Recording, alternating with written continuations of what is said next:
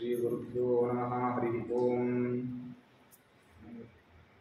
सृष्टिस्थित्यप्येहा नियतिदशितमो बन्धमोक्षाश्च यस्मादस्य श्रीब्रह्मरुद्रप्रभृतिसुरनरद्वीषशत्वात्मकस्य विष्णोर्व्यस्ताः समस्ताः सकलगुणनिधिः सर्वदोषव्यपेतः पूर्णानन्दव्ययो यो गुरुरपि परमश्चिन्तयेतं महान्तम् जन्माद्यस्येतोन्मयादितरतश्चार्थेष्वभिज्ञस्वरार्थेने ब्रह्महृदायादिकवये मुह्यन्ति सूर्यः तेजो वारिप्रदां यथा विनिमयो यत्तत् सर्गो मृषा धाम्ना स्वेन सदा निरस्तकुहकं सत्यं परं धीमहि व्याप्तिर्यस्य निजे निजेन महसा पक्षे सपक्षे स्थितिर्व्यावृत्तिश्च विपक्षतोऽथ विषये सक्तिर्न वैबाधिते नैवास्ति प्रतिपक्षयुक्तिरतुलं शुद्धं प्रमाणं समे भूयात्तत्त्वविनिर्णयाय भगवान् आनन्दतीर्थो मुनिः यं प्रौरजन्तमनुपेतमपेतकृत्यं द्वैपायनो विरहकातरः जुहाव पुत्रेति तन्मयतया तरवोऽपि नेदुस्तं सर्वभूतहृदयं मुनिमानतोऽस्मि।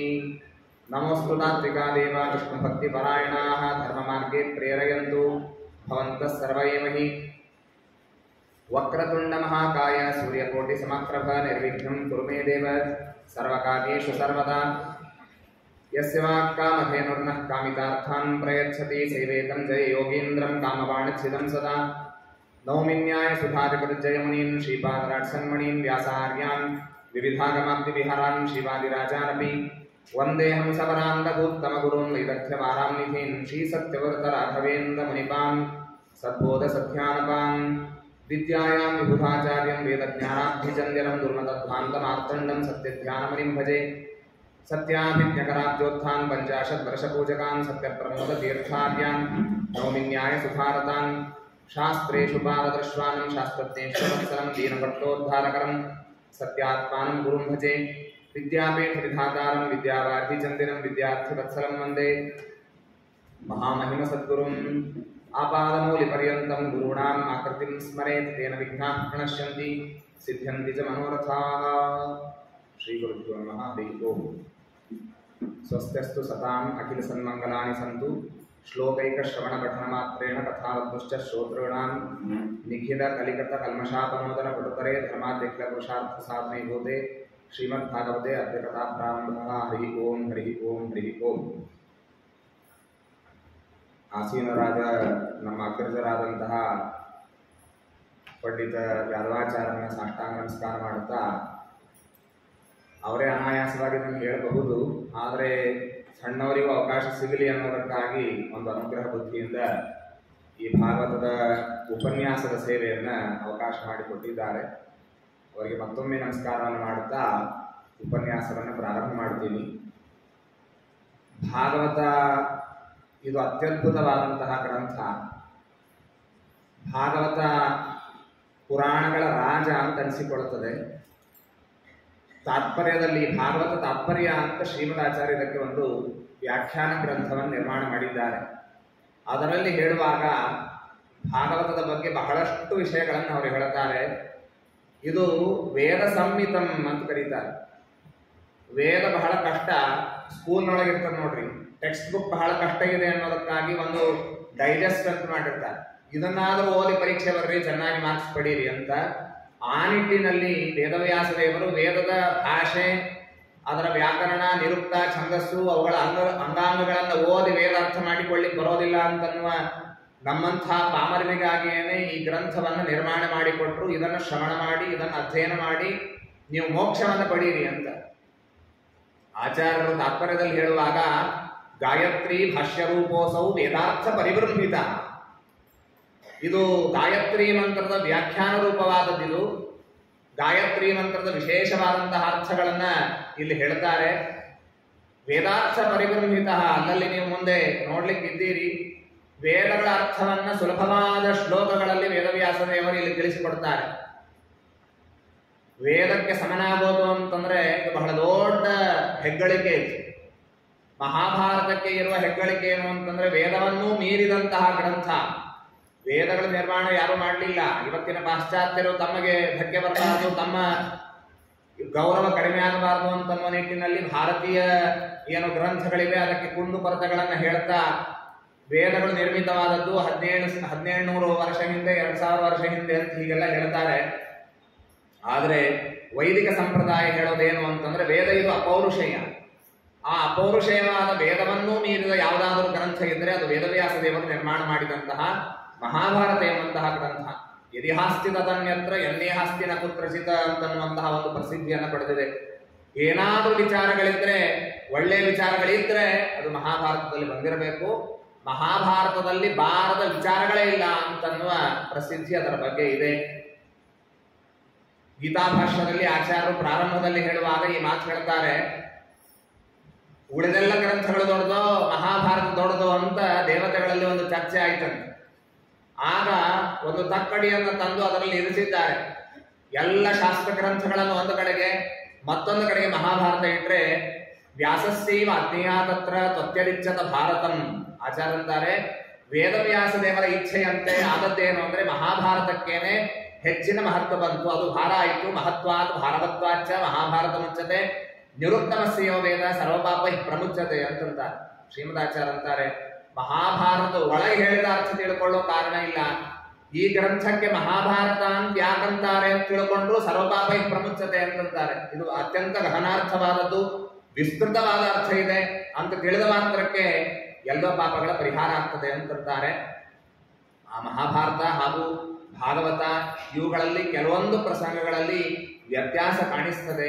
ಅದಕ್ಕೋಸ್ಕರ ಆಚಾರ್ಯರಂತಾರೆ, ಎಲ್ಲಿ ಮಹಾಭಾರತದ ವಿರೋಧ ಬರ್ತದೋ ಅಲ್ಲಿ ಮಹಾಭಾರತಕ್ಕೆ ಅನುಸಾರವಾಗಿ ಅರ್ಥವನ್ನು ತಿಳಿಬೇಕು. ಭಾರತಾರ್ಥ ವಿನಿರ್ಣಯಂ ಅಂತ ಆಚಾರ್ಯರ ಶಬ್ದ ಇದೆ. ಮಹಾಭಾರತಕ್ಕೆ ಅನುಗುಣವಾಗಿ ಭಾಗವತಕ್ಕೆ ನಾವು ಅರ್ಥವನ್ನ ತಿಳಿಯಬೇಕು. ಆ ನಿಟ್ಟಿನಲ್ಲಿ ಭಾಗವತದ ಅಧ್ಯಯನ ಬಹಳ ಅವಶ್ಯಕವಾದದ್ದು. ನಾನು ಅನೇಕ ಉಪನ್ಯಾಸಗಳಲ್ಲಿ ಹೇಳ್ತಿರ್ತೀನಿ, ನಮ್ಮ ಶಾಸ್ತ್ರದ ಶ್ರವಣ ಅಥವಾ ಶಾಸ್ತ್ರದ ಅಧ್ಯಯನ ಇದು ಹೇಗಿದೆ ಅಂತಂದ್ರೆ ಬರೀ ಕೇಳಿದ ಮಾತ್ರಕ್ಕೆ ಇದು ಮುಗಿಯೋದಿಲ್ಲ. ಇದನ್ನು ಅನುಷ್ಠಾನಕ್ಕೆ ತರಬೇಕು. ಯಾವ ರೀತಿಯಾಗಿ ನಾವು ಹೋಮ್ ಸೈನ್ಸ್ ಕ್ಲಾಸ್ ಅಂತ ಮಾಡ್ತಾರೆ, ಅಡಿಗೆಯನ್ನು ಕಲಿಸ್ತಾರೆ. ಕಲಿಸಿದ ನೋಡಿ ಬಂದ್ರೆ ಅಥವಾ ಯೂಟ್ಯೂಬ್ನಲ್ಲಿ ನೋಡಿದ್ರೆ ಅದು ಫಲದಾಯಕ ಅಲ್ಲ, ಅದನ್ನು ಮನೆಯಲ್ಲಿ ಮಾಡಬೇಕಾಗತ್ತೆ. ಹಾಗಿದ್ದ ಹಾಗೆ ಭಾಗವತದ ಕೊನೆ ಫಲ ಏನು ಅಂದ್ರೆ ಅಲ್ಲಿ ಹೇಳಿದ ನೀತಿಗಳನ್ನ, ಅಲ್ಲಿ ಹೇಳಿದ ಧರ್ಮಗಳನ್ನ ನಮ್ಮ ಜೀವನದಲ್ಲಿ ಅಳವಡಿಸಿದರೆ ಆಗ ಅದು ನಿಜವಾಗಿ ಆ ಭಾಗವತ ಶ್ರವಣದ ಫಲ ಅಲ್ಲಿವರೆಗೆ ಹೋಗಿ ಮುಟ್ಟಬೇಕಾಗ್ತದೆ. ಹೀಗಾಗಿ ಅಂತಹ ಮಹಾಗ್ರಂಥ ಇದು. ಇದನ್ನ ಪರಿಪೂರ್ಣವಾಗಿ ಅಧ್ಯಯನ ಮಾಡೋದು ಬಹಳ ಕಷ್ಟ. ಸಾಕ್ಷಾತ್ ವೇದವ್ಯಾಸ ದೇವರು ನಿರ್ಮಾಣ ಮಾಡಿದಂತಹದ್ದು.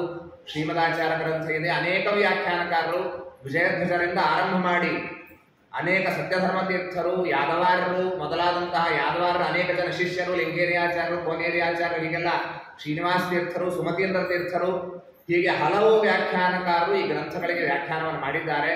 ಅವರೇ ಒಂದು ದಾರಿಯನ್ನು ಹಾಕಿಕೊಟ್ಟಿದ್ದಾರೆ. ಅದರಲ್ಲಿ ಸಣ್ಣ ಸಣ್ಣ ಹೆಜ್ಜೆಗಳನ್ನು ಇಡುವ ಪ್ರಯತ್ನ ಮಾಡೋದೇ ವಿನಃ ಸಮಗ್ರವಾಗಿ ಭಾಗವತವನ್ನು ತಿಳಿದು ಹೇಳ್ತಾ ಇದ್ದೀನಿ ಅಂತನ್ನುವ ಎದೆಗಾರಿಕೆ ನನ್ನಲ್ಲಿ ಇಲ್ಲ.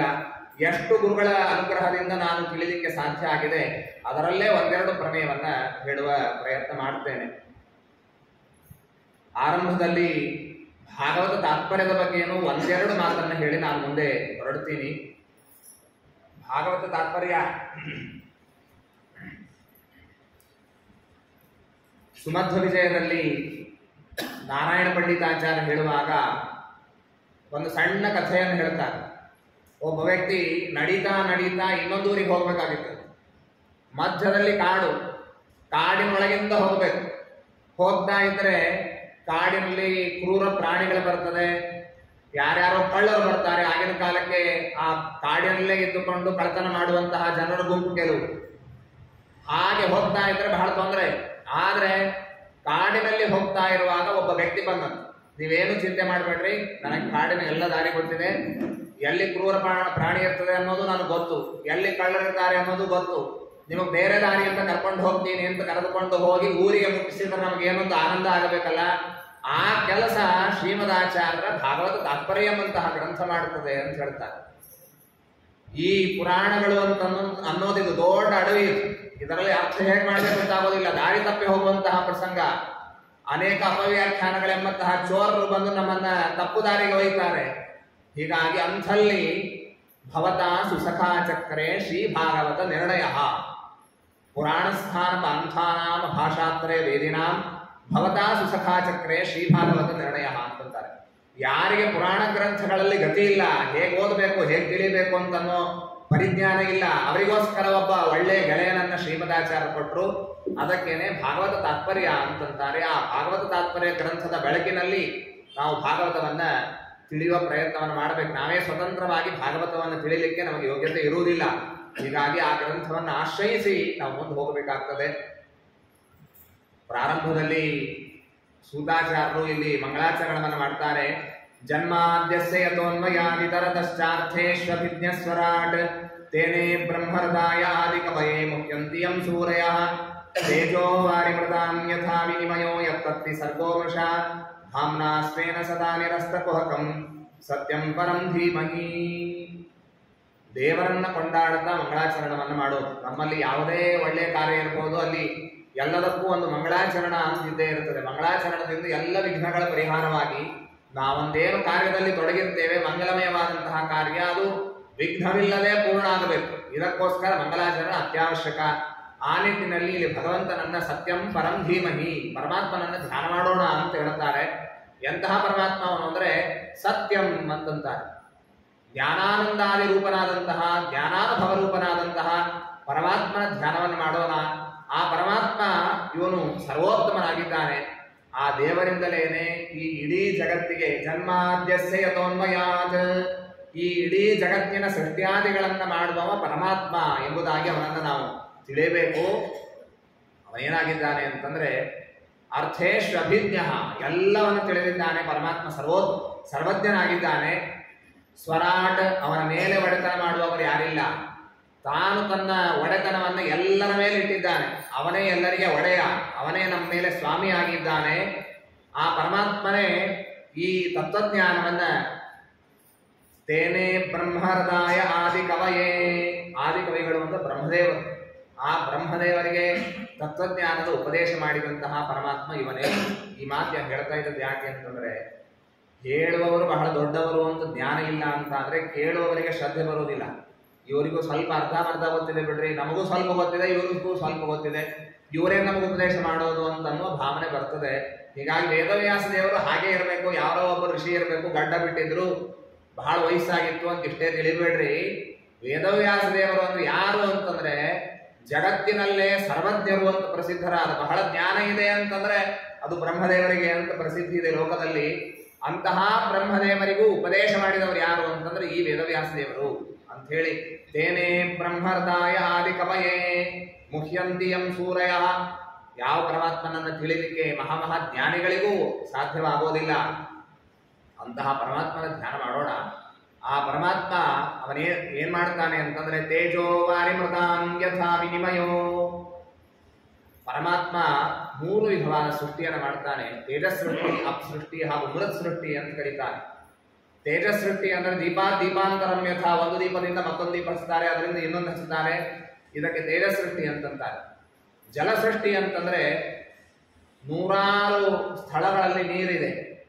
ಸುಮ್ಮನೆ ತಿಳಿಯಿರಿ, ಒಂದು ಜಾಗದಲ್ಲಿ ಒಂದು 100 ಕೆರೆ ಇದೆ ಅಂತ ಹೇಳಿದೆ. ಸೂರ್ಯನ ಪ್ರತಿಬಿಂಬ 100 ಪ್ರತಿಬಿಂಬ ಬೀಳುತ್ತದೆ ಒಂದೊಂದು ಕೆರೆಯಲ್ಲಿ, ಒಂದೊಂದು ಪ್ರತಿಬಿಂಬ. ಈ ರೀತಿಯಾಗಿ ಇದಕ್ಕೆ ಜಲಸೃಷ್ಟಿ ಅಂತಂತಾರೆ. ಮೃತ್ ಸೃಷ್ಟಿ ಅಂತಂದ್ರೆ ಸಾಕಷ್ಟು ಮಣ್ಣಿನ ರಾಶಿ ಇರ್ತದೆ, ಅದನ್ನು ತೆಗೆದುಕೊಂಡು ಗಡಿಗೆ ನಿರ್ಮಾಣ ಮಾಡ್ತಾನೆ, ಅಥವಾ ಇನ್ನೊಂದೇನೋ ಪಾಟ್ ನಿರ್ಮಾಣ ಮಾಡ್ತಾನೆ, ಇದಕ್ಕೆ ಮೃತ್ ಸೃಷ್ಟಿ ಅಂತಂತಾರೆ. ಹಾಗೆ ದೇವರು 3 ವಿಧವಾದ ಸೃಷ್ಟಿಯನ್ನು ಮಾಡಿದ. ತೇಜಸ್ ಸೃಷ್ಟಿ ಅಂತಂದ್ರೆ ಅದು ಭಗವದವತಾರಗಳ ಸೃಷ್ಟಿ. ಭಗವದವತಾರಗಳ ಸೃಷ್ಟಿ ಅಂತಂದ್ರೆ ಮೂಲ ರೂಪಿಯಾದ ಭಗವಂತ ಇದ್ದ, ಅವನಿಂದ ಬೇರೆ ಬೇರೆ ಅವತಾರಗಳು ಹೊರಗೆ ಬರ್ತಾ ಹೋಯಿತು, ಇದಕ್ಕೆ ತೇಜಸ್ ಸೃಷ್ಟಿ ಅಂತ ಕರೀತಾರೆ. ಇದರಲ್ಲಿರುವ ವಿಶೇಷ ಏನು ಅಂತಂದ್ರೆ, ಒಂದು ದೀಪದಿಂದ ಇನ್ನೊಂದು ದೀಪ ಹಚ್ಚಿದ ಮಾತ್ರಕ್ಕೆ ಮೊದಲನೇ ದೀಪದಲ್ಲಿ ಕುಂದುಕೊರತೆಗಳು ಬರೋದಿಲ್ಲ. ಪೂರ್ಣಮದ ಪೂರ್ಣಮಿದಂ ಪೂರ್ಣಾತ್ ಪೂರ್ಣಮುದಚ್ಯತೆ ಅಂತ ಹೇಳಿ ವೇದ ಹೇಳುವಂತೆ ಮೊದಲಿಗಿರುವ ರೂಪವೂ ಪೂರ್ಣವೇ, ಅದರಿಂದ ಹೊರಗೆ ಬಂದ ರೂಪವೂ ಪೂರ್ಣವೇ. ಪೂರ್ಣಸ್ಯ ಪೂರ್ಣಮಾದಾಯ ಪೂರ್ಣಮೇವಾವಶಿಷ್ಯತೆ, ಪೂರ್ಣನಾದ ಭಗವಂತನಿಂದ ಹೊರಗೆ ಬಂದ ಭಗವಂತನೂ ಪೂರ್ಣ, ಉಳಿದದ್ದು ಪೂರ್ಣ. ಈ ರೀತಿಯಾಗಿ ಇದಕ್ಕೆ ತೇಜ ಸೃಷ್ಟಿ ಅಂತಂತಾರೆ. ಜಲಸೃಷ್ಟಿ ಅಂತಂದ್ರೆ ಜೀವರಾಶಿಗಳ ಸೃಷ್ಟಿ. ನಮ್ಮ ಸಿದ್ಧಾಂತದಲ್ಲಿ ಜೀವರೆಲ್ಲರೂ ಕೂಡ ಭಗವಂತನ ಪ್ರತಿಬಿಂಬರಾಗಿದ್ದಾರೆ. ಆ ನಿಟ್ಟಿನಲ್ಲಿ ನೀರಿನಲ್ಲಿ ಸೂರ್ಯನ ಪ್ರತಿಬಿಂಬ ಬೀಳುವಂತೆ ದೇವರ ಪ್ರತಿಬಿಂಬನೇ ಜೀವರಾಶಿಗಳು. ಈ ಜೀವರಾಶಿಗಳ ಸೃಷ್ಟಿಯನ್ನು ಮಾಡ್ತಾನೆ. ಜಡ ಸೃಷ್ಟಿಯನ್ನ ಇಲ್ಲಿ ಮೃತ್ ಸೃಷ್ಟಿ ಎಂಬುದಾಗಿ ಈ ರೀತಿಯಾಗಿ ಕರೆದಿದ್ದಾರೆ.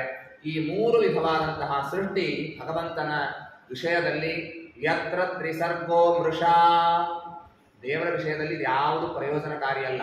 ಅವನಿಗೆ ಯಾವುದೋ ಒಂದು ಏನೋ ಕೆಲಸ ಆಗಬೇಕಾಗಿದೆ ಅನ್ನೋದಕ್ಕಾಗಿ ಎಲ್ಲ ಸೃಷ್ಟಿ ಮಾಡಿದ್ದಾನೆ, ಹೀಗಿಲ್ಲ. ದೇವರು ಮಾಡುವ ಸೃಷ್ಟಿ ದೇವರಿಗೆ ಯಾವ ಪ್ರಯೋಜನವನ್ನು ತಂದು ಕೊಡೋದಿಲ್ಲ. ಆದರೆ ಇದೇನೆ ನಮ್ಮೆಲ್ಲರ ವಿಷಯದಲ್ಲಿ ಜೀವನ ವಿಷಯವನ್ನು ತೆಗೆದುಕೊಂಡಾಗ ಯತ್ರ ತ್ರಿಸರ್ಗೋ ಅಮೃಷ, ಇದು ಸುಳ್ಳಲ್ಲ, ಇದರಲ್ಲಿ ಸಾರ್ಥಕ್ಯ ಇದೆ. ಸೃಷ್ಟಿ ಆದ ಮೇಲೆ ನಾವೆಲ್ಲ ಸಾಧನೆಯನ್ನ ಮಾಡಿ ಮೋಕ್ಷವನ್ನ ಪಡೆಯಬಹುದು. ಆದ್ದರಿಂದಾಗಿ ಜೀವನ ದೃಷ್ಟಿಕೋನದಿಂದ ನೋಡಿದಾಗ ಈ ಸೃಷ್ಟಿ ಇದು ಮಹತ್ವದ್ದಾಗತ್ತೆ, ಇದಕ್ಕೆ ಪ್ರಯೋಜನ ಇದೆ ಎಂಬುದಾಗಿ ತಿಳಿಯಬೇಕು. ಈ ಪರಮಾತ್ಮ ಎಲ್ಲ ದೋಷದಿಂದಲೂ ರಹಿತನಾಗಿದ್ದಾನೆ. ಧಾಮ್ನಾ ಸ್ವೇನ ಸದಾ ನಿರಸ್ತ ಕುಹಕಂ, ಸ್ವೇನ ಧಾಮ್ನ ತನ್ನದೇ ಆದ ಸಾಮರ್ಥ್ಯದಿಂದ ಪರಮಾತ್ಮ ಎಲ್ಲ ಕುಹಕಗಳನ್ನ ಎಲ್ಲ ದೋಷಗಳಿಂದ ತಾನು ದೂರನಾಗಿದ್ದಾನೆ. ಅಂತಹ ಪರಮಾತ್ಮ, ಅಂತಹ ಸರ್ವೋತ್ತಮನಾದ ದೇವರನ್ನ ನಾವು ಧ್ಯಾನ ಮಾಡೋಣ ಅಂತ ಇದು ಮೊದಲನೇ ಶ್ಲೋಕದ ಸಾಮಾನ್ಯತಃ ಅತಿ ಸಂಕ್ಷಿಪ್ತವಾದ ವ್ಯಾಖ್ಯಾನ. ಇದರ ಮೇಲೇನೆ ಬಹಳಷ್ಟು ವ್ಯಾಖ್ಯಾನ ಇದೆ. ಶ್ರೀಮದಾಚಾರ್ಯ ವ್ಯಾಖ್ಯಾನ ಜೊತೆಗೆ ವ್ಯಾಖ್ಯಾನಕಾರರು ಅಲ್ಲಿ ಬೇಕಾದಷ್ಟು ವ್ಯಾಖ್ಯಾನವನ್ನು ಮಾಡಿದ್ದಾರೆ. ಒಂದು ವಿಷಯವನ್ನು ಮಾತ್ರ ಸ್ಪರ್ಶ ಮಾಡ್ತಾ ನಾನು ಮುಂದುವರಡ್ತೀನಿ. ಇಲ್ಲಿ ಪರಕೀಯರು ವ್ಯಾಖ್ಯಾನ ಮಾಡುವಾಗ ಯತ್ರ ನಿಸರ್ಗೋ ಮೃಷ ಅಂತನ್ನೋ ಭಾಗಕ್ಕೆ ಜಗತ್ತಿನ ಸೃಷ್ಟಿ ಏನಿದೆ ಇದು ಸುಳ್ಳು, ಬ್ರಹ್ಮಸತ್ಯಂ ಜಗನ್ಮಿಥ್ಯ, ದೇವರೊಬ್ಬನೇ ಸತ್ಯ, ಉಳಿದದ್ದೆಲ್ಲ ಮಿಥ್ಯ ಅಂತನ್ನುವ ರೀತಿಯಲ್ಲಿ ವ್ಯಾಖ್ಯಾನ ಮಾಡಿದ್ದಾರೆ. ಅದಕ್ಕೆ ಆಚಾರ್ಯರು ತಮ್ಮ ತಾತ್ಪರ್ಯದಲ್ಲಿ ಅಶಕ್ತ ಸತ್ಯ ಸೃಷ್ಟೌತು ಮಿಥ್ಯಾಸಕ್ತಿಂ ವಿಧನ್ಮತೆ, ಯಾರು ಮಾಡ್ತಾರೆ ಸುಳ್ಳು ಸೃಷ್ಟಿ ಯಾರು ಮಾಡ್ತಾರೆ ಅಂತ ಕೇಳ್ತಾರೆ ಆಚಾರ್ಯ. ಈಗ ನಾವೆಲ್ಲಾದ್ರೂ ಮ್ಯಾಜಿಕ್ ಶೋಕ್ ಹೋದರೆ ಅಲ್ಲಿ ಜಾದೂಗಾರ ಏನ್ ಮಾಡ್ತಾನೆ ಅಂತಂದ್ರೆ ಏನೇನೋ ಬೇರೆ ಬೇರೆ ಆಟಗಳನ್ನು ತೋರಿಸ್ತಾನೆ. ಒಮ್ಮೆ ಅವನ ಕೈಯಿಂದ 2,000 ನೋಟ್ ಬರ್ಲಿಕ್ಕೆ ಪ್ರಾರಂಭ ಆಗ್ತದೆ. ಅದನ್ನು ಟೊಪಿಗೆ ಒಳಗೆ ಹಾಕ್ತಾನೆ, ಮತ್ತೆ ತೆಗಿತಾನೆ, ಏನೇನೋ ಮಾಡ್ತಾನೆ. ಆ ನೋಟ್ ಏನು ಬಂತು ನೋಡ್ರಿ, ಅದು ಸತ್ಯ ಅಲ್ಲ, ಅದು ಸುಳ್ಳದು. ಅದು ಸತ್ಯ ಆಗಿತ್ತು ಅಂದ್ರೆ ಟಿಕೆಟಿಗೆ ರೊಕ್ಕ ಇಟ್ಟು ಮತ್ತೆ ಅವತ್ತು ಕಳಿಸೋ ಕಾರಣ ಏನಿದೆ? ತನಗೆ ಎಷ್ಟು ಬೇಕೋ ಅಷ್ಟು ಕೈಯಿಂದ ತರಿಸ್ತಾನೆ, ಆರಾಮಾಗಿರ್ತಾನೆ. ಅದೆಲ್ಲ ನಮಗೆ ಭ್ರಾಂತಿ ಹುಟ್ಟಿಸ್ಲಿಕ್ಕೆ ಸುಮ್ಮನೆ ಹಿಂಗೆ ಮಾಡ್ಲಿಕ್ಕೆ ಬರ್ತದೆ ನೋಡ್ರಿ ಅಂತ ಕೈ ಚಳಕದಿಂದ ಹಾಗೆ ಮಾಡಿ ತೋರಿಸ್ತಾನೆ. ಅದು ಸುಳ್ಳು ಸೃಷ್ಟಿ. ಯಾರು ಸುಳ್ಳು ಮಾಡಿದ ಅವನು ಅಂತಂದ್ರೆ ಅವನಿಗೆ ನಿಜವಾದಂತಹ ನೋಟ್ ಕೈಯಿಂದ ತರಿಸ್ಲಿಕ್ಕೆ ಅವನಿಗೆ ಬರುವುದಿಲ್ಲ, ಅಸಾಮರ್ಥ್ಯ ಇದೆ, ಅವನಿಗೆ ಲಿಮಿಟೇಷನ್ ಇದೆ ಅನ್ನೋದಕ್ಕಾಗಿ ಏನ್ ಮಾಡ್ತಾನೆ ಅಂದ್ರೆ ನಮ್ಮ ಕಣ್ಣಿಗೆ ಮಣ್ಣೆರಚಿ ಹೀಗೆ ಮಾಡ್ಲಿಕ್ಕೆ ಬರ್ತದೆ ಅಂತ ಏನೋ ಟ್ರಿಕ್ ಮಾಡಿ ತೋರಿಸ್ತಾನೆ. ನಿಜವಾದ ನೋಟ್ ಅನ್ನ ಸೃಷ್ಟಿ ಮಾಡುವ ಸಾಮರ್ಥ್ಯ ಅವನಿಗಿಲ್ಲ. ಆದ್ರೆ ದೇವರಿಗೆ ಲಿಮಿಟೇಷನ್ ಇಲ್ಲ, ಅವನು ಏನ್ ಬೇಕಾದ್ರೂ ಮಾಡಬಹುದು. ಯಾರಿಗೆ ಸತ್ಯವಾದದ್ದನ್ನೇ ಸೃಷ್ಟಿ ಮಾಡ್ಲಿಕ್ಕೆ ಬರುತ್ತೋ ಅವನು ಯಾಕೆ ಸುಳ್ಳು ಜಗತ್ತನ್ನು ಸೃಷ್ಟಿ ಮಾಡ್ತಾನೆ ಅಂತ ಕೇಳ್ತಾರೆ ಶ್ರೀಮದಾಚಾರ್ಯ. ಹೀಗಾಗಿ ಯತ್ರ ತ್ರಿಸರ್ಗೋ ಮೃಷ ಅಂತನ್ನೋ ಶಬ್ದಕ್ಕೆ ದೇವರ ವಿಷಯದಲ್ಲಿ ಇದಕ್ಕೆ ಪ್ರಯೋಜನ ಇಲ್ಲ ಅಂತ ಅರ್ಥ, ಹೊರತು ಸುಳ್ಳು ಅಂತ ಅರ್ಥ ಅಲ್ಲ. ಸುಳ್ಳು ಅಂದ್ರೆ ವ್ಯರ್ಥವಾದದ್ದು ಅನ್ನೋ ಅರ್ಥದಲ್ಲೂ ಸುಳ್ಳು ಅಂತಂತೀವಿ ನಾವು. ಅಲ್ರಿ ನೀವು ಅವಾಗ 10 ಕಿಲೋಮೀಟರ್ ನಡೀತಿದ್ರಿ ಅದೆಲ್ಲ ಸುಳ್ಳ್ರಿ ಅಂತಂತಾರೆ ಮನುಷ್ಯ. ಸುಳ್ಳು ಅಂದ್ರೆ ಸುಳ್ಳು ಏನದು? ಸುಳ್ಳಲ್ಲ. ಆ ಸಾಮರ್ಥ್ಯ ಆಗಿತ್ತು, ಈಗ ಇಲ್ಲ ಆ ಸಾಮರ್ಥ್ಯ ಅಂತ. ಆ ಅರ್ಥದಲ್ಲಿ ದೇವರ ವಿಷಯದಲ್ಲಿ ಇದು ಸುಳ್ಳು ಅಂತಂದ್ರೆ ಇದು ಯಾವ ಕೆಲಸಕ್ಕೂ ಬರೋದಿಲ್ಲ ಅಂತ ಅರ್ಥ. ಆ ರೀತಿಯಾಗಿ ಅರ್ಥವನ್ನ ತಿಳಿಯಬೇಕು. ಈ ಪ್ರಥಮ ಶ್ಲೋಕ ನಮಗೆ ತಿಳಿಸೋದೇನು ಅಂದ್ರೆ ಗ್ರಂಥದಲ್ಲಿ ದೇವರನ್ನೇ ವಿಶೇಷವಾಗಿ ಪ್ರತಿಪಾದನೆ ಮಾಡ್ತಾ ಇದ್ದಾರೆ, ದೇವರ ಮಹಿಮೆಯನ್ನ ಕೊಂಡಾಡ್ತಾರೆ. ಹೀಗಾಗಿ ಆದರದಿಂದ ಕೇಳಬೇಕು ಅಂತನ್ನುವ ಒಂದು ಸಂದೇಶವನ್ನ ಈ ಪ್ರಥಮ ಶ್ಲೋಕ ನಮಗೆ ಕೊಡ್ತದೆ. ಧರ್ಮ ಪ್ರೋಜ್ಜಿತ ಕೈತಗೋತ್ರ ಪರಮೋ ನಿರ್ವತ್ಸರಾಣಾಂ ಸದಾಂ ವೇದ್ಯಂ ವಾಸ್ತವಮತ್ರ ವಸ್ತು ಶಿವದಂ ತಾಪತ್ರಯೋನ್ಮೂಲನಂ ಶ್ರೀಮದ್ಭಾಗವತೆ ಮಹಾಮುನಿಕೃತೆ ಕಿಂ ವಾ ಪರೈರೀಶ್ವರಃ ಸದ್ಯೋ ಹೃದಯವರುಧ್ಯತೆ ಪ್ರಕೃತಿಭಿಃ ಶುಶ್ರೂಷಭಿಸ್ತತ್ಕ್ಷಣಾತ್. ದೇವರನ್ನು ಪ್ರತಿಪಾದನೆ ಮಾಡ್ತಾ ಇದ್ದುದು ನಿಜ, ಅದರ ತರುವಾಯ ಇಲ್ಲೇನಾದರೂ ನಾವು ಪ್ರತಿಪಾದನೆ ಮಾಡ್ತಾ ಇದ್ದದಾಗಿದ್ರೆ ಅದು ಧರ್ಮವನ್ನು ಹೇಳ್ತಾ ಇದ್ದೀವಿ ಅಂತಂತ. ಧರ್ಮ ಪ್ರೋಚಿತ ಕೈತ ಗೋತ್ರ ಪರಮಃ, ಪರಮಃ ಅಂದ್ರೆ ಶ್ರೇಷ್ಠವಾದ ಧರ್ಮ ಹೇಳ್ತಾ ಇದ್ದೀವಿ. ಆ ಧರ್ಮ ಎಂಥದ್ದು ಅಂತಂದ್ರೆ ಪ್ರೋಚಿತ ಕೈತವಃ, ಇದರಲ್ಲಿ ಮೋಸ ಇಲ್ಲ, ಈ ಧರ್ಮದಲ್ಲಿ ಮೋಸ ಇಲ್ಲ. ನಾವೆಲ್ಲ ಪ್ರಾಯಶಃ ನಮ್ಮನ್ನು ನಾವು ಧಾರ್ಮಿಕರು ಅಂತ ಅನ್ಕೊಂಡಿರ್ತೀವಿ, ಧರ್ಮವನ್ನು ಮಾಡ್ತಾ ಇರ್ತೀವಿ, ತಕ್ಕ ಮಟ್ಟಿಗೆ ಧರ್ಮವನ್ನು ಮಾಡ್ತೇವೆ. ಆಗ ಪ್ರಾಯಶಃ ನಾವು ಮಾಡುವ ಧರ್ಮ ಮೋಸದಿಂದ ಕೂಡಿದ ಧರ್ಮವಾಗಿರ್ತದೆ. ಮೋಸದಿಂದ ಕೂಡಿದ ಧರ್ಮ ಅಂತಂದ್ರೆ ಒಂದು ಸಣ್ಣ ಉದಾಹರಣೆ ಕೊಡ್ತೇನೆ. ನಮಗೇನು ಸರಿ ಗೊತ್ತಿಲ್ಲ, ಒಂದು ಮೊಬೈಲ್ ತರಬೇಕಾಗಿದೆ, ಮೊಬೈಲ್ ಅಂಗಡಿಗೆ ಹೋದ್ವಿ, ನಮಗೆ ಗೊತ್ತಿಲ್ಲ, ಮೊಬೈಲ್ ಕೊಡ್ರಿ, ಒಂದು ಒಳ್ಳೆ ಮೊಬೈಲ್ ಕೊಡ್ರಿ ಅಂತ ಹೇಳಿದ್ರು. ಅವನು ಏನೇನೋ ಹೇಳ್ದ, ಇದು ನೋಡ್ರಿ ಇದು ಹೊಸ ಕಂಪನಿ ಬಂದಿದೆ, ಇದು ಬಹಳ ಒಳ್ಳೇದಿದೆ, ಇದರ ರೇಟು ಬಹಳ ಕಡಿಮೆ, ನೀವು ಹೊರಗೆ ಹೋದ್ರೆ ಇನ್ನೂ ಹೆಚ್ಚಾಗ್ತದೆ, ಹಾಗೆ ಹೀಗೆ ಅಂತ ಹೇಳಿ 10,000 ರೂಪಾಯಿ ಕೊಡ್ರಿ ಅಂತ ಹೇಳಿ ಇಸ್ಕೊಂಡು ಒಂದು ಮೊಬೈಲ್ ಕೊಟ್ಟು ಕಳಿಸಿದ. ಅದನ್ನು ತಗೊಂಡು ಸಂತೋಷದಿಂದ ನಾನು ಮನೆಗೆ ಬಂದೆ. ಮನೆಗೆ ಬಂದ್ಮೇಲೆ ನಮ್ಮ ಗೆಳೆಯಂದರಿಗೆ ಬಾಂಧವರಿಗೆಲ್ಲ ತೋರಿಸಿವೆ, ನೋಡ್ರಿ ಮೊಬೈಲ್ ಕೆಟ್ಟ ಹೋಗಿತ್ತು, ಹೊಸ ತಗೋಬೇಕಾಗಿತ್ತು, ಹೋದೆ, ಉಳಿದ ಕಡೆ 20,000 ರೂಪಾಯಿ ಅಂತಿದ್ದಕ್ಕೆ ಆದ್ರೆ 10,000 ರೂಪಾಯಿ ಕೊಟ್ಟಾನೆ ಅಂತ ನಾನು ಹೇಳಿದೆ. ಆಗ ಆ ಒಬ್ಬ ವ್ಯಕ್ತಿ ನೋಡಿ ಹೇಳ್ತಾನೆ, ಇಲ್ರಿ ಇದು ಡೂಪ್ಲಿಕೇಟ್ ಇದೆ, ನಿಮಗೆ ಸುಮ್ಮನೆ ಏನೋ ಮಾಡಿ ಕಳಿಸಿದ್ದಾನೆ, 10,000 ರೂಪಾಯಿ ತಗೊಂಡು ನಿಮಗೆ ಮೋಸ ಮಾಡಿಬಿಟ್ಟ ಅಂತ. ಮೋಸ ಅಂದ್ರೇನು? 10,000 ರೂಪಾಯಿಗೆ ಇನ್ನೂ ಒಳ್ಳೆಯ ವಸ್ತು ಖರೀದಿ ಮಾಡ್ಲಿಕ್ಕೆ ಬರ್ತಿತ್ತು, ಆದ್ರೆ ಅದಕ್ಕೆ ಮೋಸ ಹೋಗಿ ನಾವೇನಾಗ್ಬಿಟ್ವಿ ಅಂದ್ರೆ ಸಣ್ಣ ವಸ್ತು ತಗೊಂಡು ಬಂದ್ವಿ, ಬಹಳ ಕ್ಷುಲ್ಲಕವಾದ ಲೋ ಕ್ವಾಲಿಟಿಯ ಒಂದು ಮೊಬೈಲ್ ಅನ್ನು ತೆಗೆದುಕೊಂಡು ಬಂದ್ವಿ. ಇದೇನೇ ಮೋಸ ಅಲ್ಲ? ಹಾಗಿದ್ದ ಹಾಗೆ ಧರ್ಮ ಏನಿದೆ ನೋಡ್ರಿ, ಅದು 10,000 ರೂಪಾಯಿ. ಆ ಧರ್ಮದಿಂದ ಏನ್ ಪಡಿಬಹುದು ಅಂತಂದ್ರೆ ಬಹಳ ದೊಡ್ಡ ಫಲ ಪಡಿಬಹುದು, ಮೋಕ್ಷ ಪಡಿಬಹುದು. ಆದ್ರೆ ನಾವು ಮೋಕ್ಷಕ್ಕಾಗಿ ಆ ಧರ್ಮವನ್ನು ಬಳಸ್ತಾ ಇಲ್ಲ. ನಾವೇನ್ ಮಾಡ್ತಾ ಇದ್ದೀವಿ ಅಂದ್ರೆ, ಇಲ್ಲಿ ಬಂದು ರಾಯರಿಗೆ ಒಂದು ಪ್ರದಕ್ಷಿಣೆ ಹಾಕ್ತೀವಿ, ನನ್ನ ಮಗನ ಮದುವೆ ಆಗಲಿ ಅಂತಂತೀವಿ. ಪ್ರದಕ್ಷಿಣೆ ಹಾಕಿದ್ರೆ ರಾಯರು ಮೋಕ್ಷ ಕೊಡ್ಲಿಕ್ಕೆ ತಯಾರಿದ್ದಾರೆ, ದೇವರು ತಯಾರಿದ್ದಾನೆ, ಮೋಕ್ಷಕ್ಕೆ ಬಾ ಅಂತಂತಾನೆ.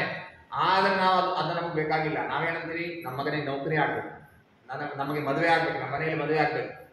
ಹೀಗಾಗಿ ನಾವು ಏನ್ ಮಾಡ್ತಾ ಇದ್ದೀವಿ ಅಂದ್ರೆ ಡೂಪ್ಲಿಕೇಟ್ ಮೊಬೈಲ್ ಖರೀದಿ ಮಾಡ್ತಾ ಇದ್ದೀವಿ. ಧರ್ಮವನ್ನ ಕೊಟ್ಟು ಏನ್ ಮಾಡ್ತಾ ಇದ್ದೀವಿ ಅಂದ್ರೆ ಕ್ಷುಲ್ಲಕವಾದ ಫಲಗಳನ್ನ, ಯಾವ ನಶ್ವರವಾದ ಫಲ ಅದು, ಅಂಥ ಫಲಗಳನ್ನ ನಾವು ಪಡಿತಾ ಇದ್ದೀವಿ. ಆದ್ದರಿಂದಾಗಿ ಈ ಧರ್ಮಕ್ಕೆ ಏನಂತಾರೆ ಅಂದ್ರೆ ಸಕಾಮ ಕರ್ಮ ಅಂತಂತಾರೆ. ಇದು ಅದನ್ನೇ ಇಲ್ಲಿ ಮೋಸದಿಂದ ಕೂಡಿದ ಧರ್ಮ, ಅದನ್ನ ಈ ಭಾಗವತ ಹೇಳೋದಿಲ್ಲ. ವಿಷ್ಣು ಪ್ರೇರಣೆಯ ವಿಷ್ಣು ಪ್ರೀತ್ಯರ್ಥಂ ಅಂತೇನು ನಾವು ಬಾಯಿಂದ ಹೇಳ್ತಿರ್ತೀವಿ, ಅದರ ಅನುಸಂಧಾನ ನಮ್ಗೆ ಇರೋದಿಲ್ಲ. ಆ ದೇವರೇ ಮಾಡಿಸಿದ, ದೇವರ ಪ್ರೀತಿಗೆ ಕಾರಣವಾದಂತಹ ಧರ್ಮವನ್ನ ಮಾತ್ರ ಇಲ್ಲಿ ಭಾಗವತದಲ್ಲಿ ಪ್ರತಿಪಾದನೆ ಮಾಡ್ತಾ ಇದ್ದೀವಿ ಅಂತಂತಾರೆ. ಧರ್ಮ ಪ್ರೋಚ್ಛಿತ ಕೈತ ಗೋತ್ರ ಪರಮೋ ನಿರ್ಮತ್ಸರಾಣಾಂ ಸತಾಂ ವೇದ್ಯಂ. ಇದು ಯಾರಿಗೆ ತಿಳಿತದೆ, ದೇವರ ತತ್ವ ಯಾರಿಗೆ ತಿಳಿತದೆ ಅಂದ್ರೆ, ಯಾರಿಗೆ ಮಾತ್ಸರ್ಯ ಇಲ್ಲ, ಸಜ್ಜನರು ಯಾರೋ ಅವರಿಗೆ ಮಾತ್ರ ಇಲ್ಲಿ ಹೇಳಿದಂತಹ ತತ್ವಗಳ ಅರ್ಥವಾಗ್ತದೆ. ಮನಸ್ಸಿನಲ್ಲೆಲ್ಲ ಅನೇಕ ದೋಷಗಳನ್ನು ತುಂಬಿಕೊಂಡು ಮಾತ್ಸರ್ಯವನ್ನು ವಿಶೇಷವಾಗಿ ಇಲ್ಲಿ ಹೇಳಿದ್ದಾರೆ. ಆಚಾರ್ಯ ವ್ಯಾಖ್ಯಾನ ಮಾಡುವಾಗ ತಾತ್ಪರ್ಯದಲ್ಲಂತಾರೆ, ಮಾತ್ಸರ್ಯ ಅಂದ್ರೆ ಏನು ಅಂತಂದ್ರೆ, ನನಗೆ ವಯಸ್ಸು ಬಹಳ, ನನಗೆ 40 ವರ್ಷ, ನನ್ನ ಮುಂದೆ ಒಬ್ಬ ಸಣ್ಣ ಹುಡುಗ 15 ವರ್ಷ 20 ವರ್ಷದ ಹುಡುಗ ಇದ್ದಾನೆ. ಅವನು ಸ್ವಲ್ಪ ನನ್ನ ಮಾತನ್ನು ಕೇಳ್ತಿದ್ದ, ಸ್ವಲ್ಪ ನನ್ನ ಉಪಕಾರವೂ ಇದೆ. ಆದ್ರೆ ಮುಂದೆ ಹೋಗ್ತಾ ಹೋಗ್ತಾ ಏನಾಯ್ತು, ನನ್ನ 60 ವರ್ಷದ ಹೊತ್ತಿಗೆ ಅವನಿಗೆ 40 ವರ್ಷ ಆಯ್ತು. ನಾನು ಜೀವನದಲ್ಲಿ ಅಷ್ಟು ಮುಂದೆ ಬರಲಿಲ್ಲ, ಆದ್ರೆ ಅವನು ಬಹಳ ಮುಂದೆ ಬಂದ್ಬಿಟ್ಟ. ಆಗ ಅವನು ನನ್ನ ಮಾತು ಸ್ವಲ್ಪ ಕೇಳೋದನ್ನು ಕಡಿಮೆ ಮಾಡಿದ. ಆಗ ನನ್ನ ಮನಸ್ಸಿಗೆ ಖೇದ ಆಗ್ತದೆ ನೋಡ್ರಿ, ಅದಕ್ಕೇನೆ ಮಾತ್ಸರ್ಯ ಅಂತಂತಾರೆ. ಮದ್ವಶೋ ನಾಯಂ, ನನ್ನ ಮಾತು ಕೇಳೋದಿಲ್ಲ ಇವನು ಅಂತಂತ. ಅದರಿಂದ ಒಂದೇನು ಚಿತ್ತ ಖೇದವಾಗ್ತದೆ, ಮನಸ್ಸಿಗೆ ದುಃಖ ಆಗ್ತದೆ, ಅದಕ್ಕೆ ಮಾತ್ಸರ್ಯ ಅಂತಂತ. ಆಚಾರ್ಯ ಅಂತಾರೆ, ಯಾರ ವಿಷಯದಲ್ಲೂ ಮಾತ್ಸರ್ಯ ಮಾಡಬೇಡ್ರಿ, ಅದರಲ್ಲೂ ಉತ್ತಮೇ ಶ್ವಾತ್ಮನೋ ನಿತ್ಯಂ ಮಾತ್ಸರ್ಯಂ ಪರಿವರ್ಜಯೇ. ತಮಗಿಂತ ಉತ್ತಮರಲ್ಲಿ ಎಂದೆಂದಿಗೂ ಮಾತ್ಸರ್ಯವನ್ನು ಮಾಡಬಾರದು. ಯಾವ ವಿಷಯದಲ್ಲಿ ಮಾತ್ಸರ್ಯವನ್ನು ಮಾಡ್ತಾನೋ ಆ ವಿಷಯವನಿಗೆ ಲಾಭ ಆಗುವುದಿಲ್ಲ. ಸುಮ್ಮನೆ ತಿಳಿಯಿರಿ, ನಮಗಿಂತ ಉತ್ತಮರು ಯಾರು ಹಿರಿಯರಿದ್ದಾರೆ, ನಮ್ಮ ಸೋದರ ಮಾವ, ನಮ್ಮ ಅಣ್ಣ ಯಾರೋ ಒಬ್ಬರಿದ್ದಾರೆ, ಅವರಿಗೆ ನಮಗಿಂತ ಹೆಚ್ಚು ಹಣ ಇದೆ, ನನಗೆ ಹೊಟ್ಟೆಗೆ ಸಂಕಟ ಆಗ್ಲಿಕ್ಕೆ ಪ್ರಾರಂಭ ಆಯ್ತು, ನನಗಿಂತ ಹೆಚ್ಚು ಹಣ ಅವರಿಗಿದೆ ಅಂತ ಹೀಗೆ ಸಂಕಟ ಪಟ್ರೆ ಇವನಿಗೆ ಹಣ ಕಡಿಮೆನೇ ಆಗ್ತಾ ಹೋಗ್ತದೆ. ನನಗಿಂತ ಹೆಚ್ಚು ವಿದ್ಯೆ ಅವರಿಗಿದೆ ಅಂತ ಹೇಳಿ ವಿದ್ಯೆ ವಿಷಯದಲ್ಲಿ ಮಾತ್ಸರ್ಯ ಪಟ್ರೆ ಇವನಿಗೆ ವಿದ್ಯೆ ಕಡಿಮೆ ಆಗ್ತಾ ಹೋಗ್ತದೆ. ಹೀಗಾಗಿ ಮಾತ್ಸರ್ಯವನ್ನು ಸರ್ವಥಾ ತ್ಯಾಗ ಮಾಡಬೇಕು. ನಿರ್ಮತ್ಸರಾಣಾಂ ಸತಾಂ ವೇದ್ಯಂ ವಾಸ್ತವ ವಕ್ರ ವಸ್ತು ಶಿವದಂ. ಮಂಗಲಮಯವಾದಂತಹ ವಸ್ತುವನ್ನು ನಾವೀಗ ಹೇಳ್ತಾ ಇದ್ದೇವೆ. ವಾಸ್ತವ ಅಂತಂದ್ರೆ ಆನಂದ ಸ್ವರೂಪವಾದಂತಹ ಭಗವಂತನನ್ನ, ನಿತ್ಯನಾದಂತಹ ಭಗವಂತನನ್ನ ಹೇಳ್ತಾ ಇದ್ದೇವೆ. ಇದರಿಂದಾಗಿ ಎಲ್ಲ ತಾಪತ್ರಯಗಳ ಪರಿಹಾರವಾಗ್ತದೆ. ಅಂತಹ ಭಾಗವತ ಇದು. ಶ್ರೀಮದ್ಭಾಗವತೆ ಮಹಾಮುನಿಕೃತೆ. ಇದನ್ನು ವೇದವ್ಯಾಸ ದೇವರು ರಚನೆ ಮಾಡಿದ್ದಾರೆ. ಇನ್ನೇನು ಹೇಳೋಣ, ಹೆಚ್ಚಿಂದ ಏನು ಹೇಳೋಣ ಇದರ ಬಗ್ಗೆ. ಕಿಂವಾ ಪರೈರೀಶ್ವರ ಸದ್ಯೋ ಹೃದಯವರುಧ್ಯತೆ. ಈ ಭಾಗವತ ಕೇಳಿದ್ರಿಂದ ಎಲ್ಲ ಕಷ್ಟ ಪರಿಹಾರ ಆಗ್ತದೆ, ಮನೆಯೊಳಗೆ ಮದುವೆ ಆಗ್ತದೆ, ಬಹಳಷ್ಟು ಸಂಪತ್ತು ಬರ್ತದೆ. ಇದನ್ನೆಲ್ಲ ಏನು ಹೇಳೋಣ ಅಂತಂತದೆ ಭಾಗವತ. ಕಿಂವಾ ಪರೈರೀಶ್ವರ ಸದ್ಯೋ ಹೃದಯವರುಧ್ಯತೆ. ದೇವರ ಮನಸ್ಸಿನಲ್ಲಿ ಬಂದು ಸನ್ನಿಹಿತನಾಗ್ತಾನೆ. ಇದಕ್ಕಿಂತ ದೊಡ್ಡ ಫಲ ಏನು ಬೇಕು? ಅಂಥ ಭಾಗವತ ಇದು. ಹೀಗಾಗಿ ಇದನ್ನ ಅವಶ್ಯವಾಗಿ ಕೇಳಬೇಕು. ಶುಶ್ರೂಷುಭಿಸ್ತಕ್ಷಣಾತ್. ಇದನ್ನ ಕೇಳುವ ಜನರಿಗೆ ದೇವರು ಸನ್ನಿಹಿತನಾಗಿ ಬರ್ತಾನೆ.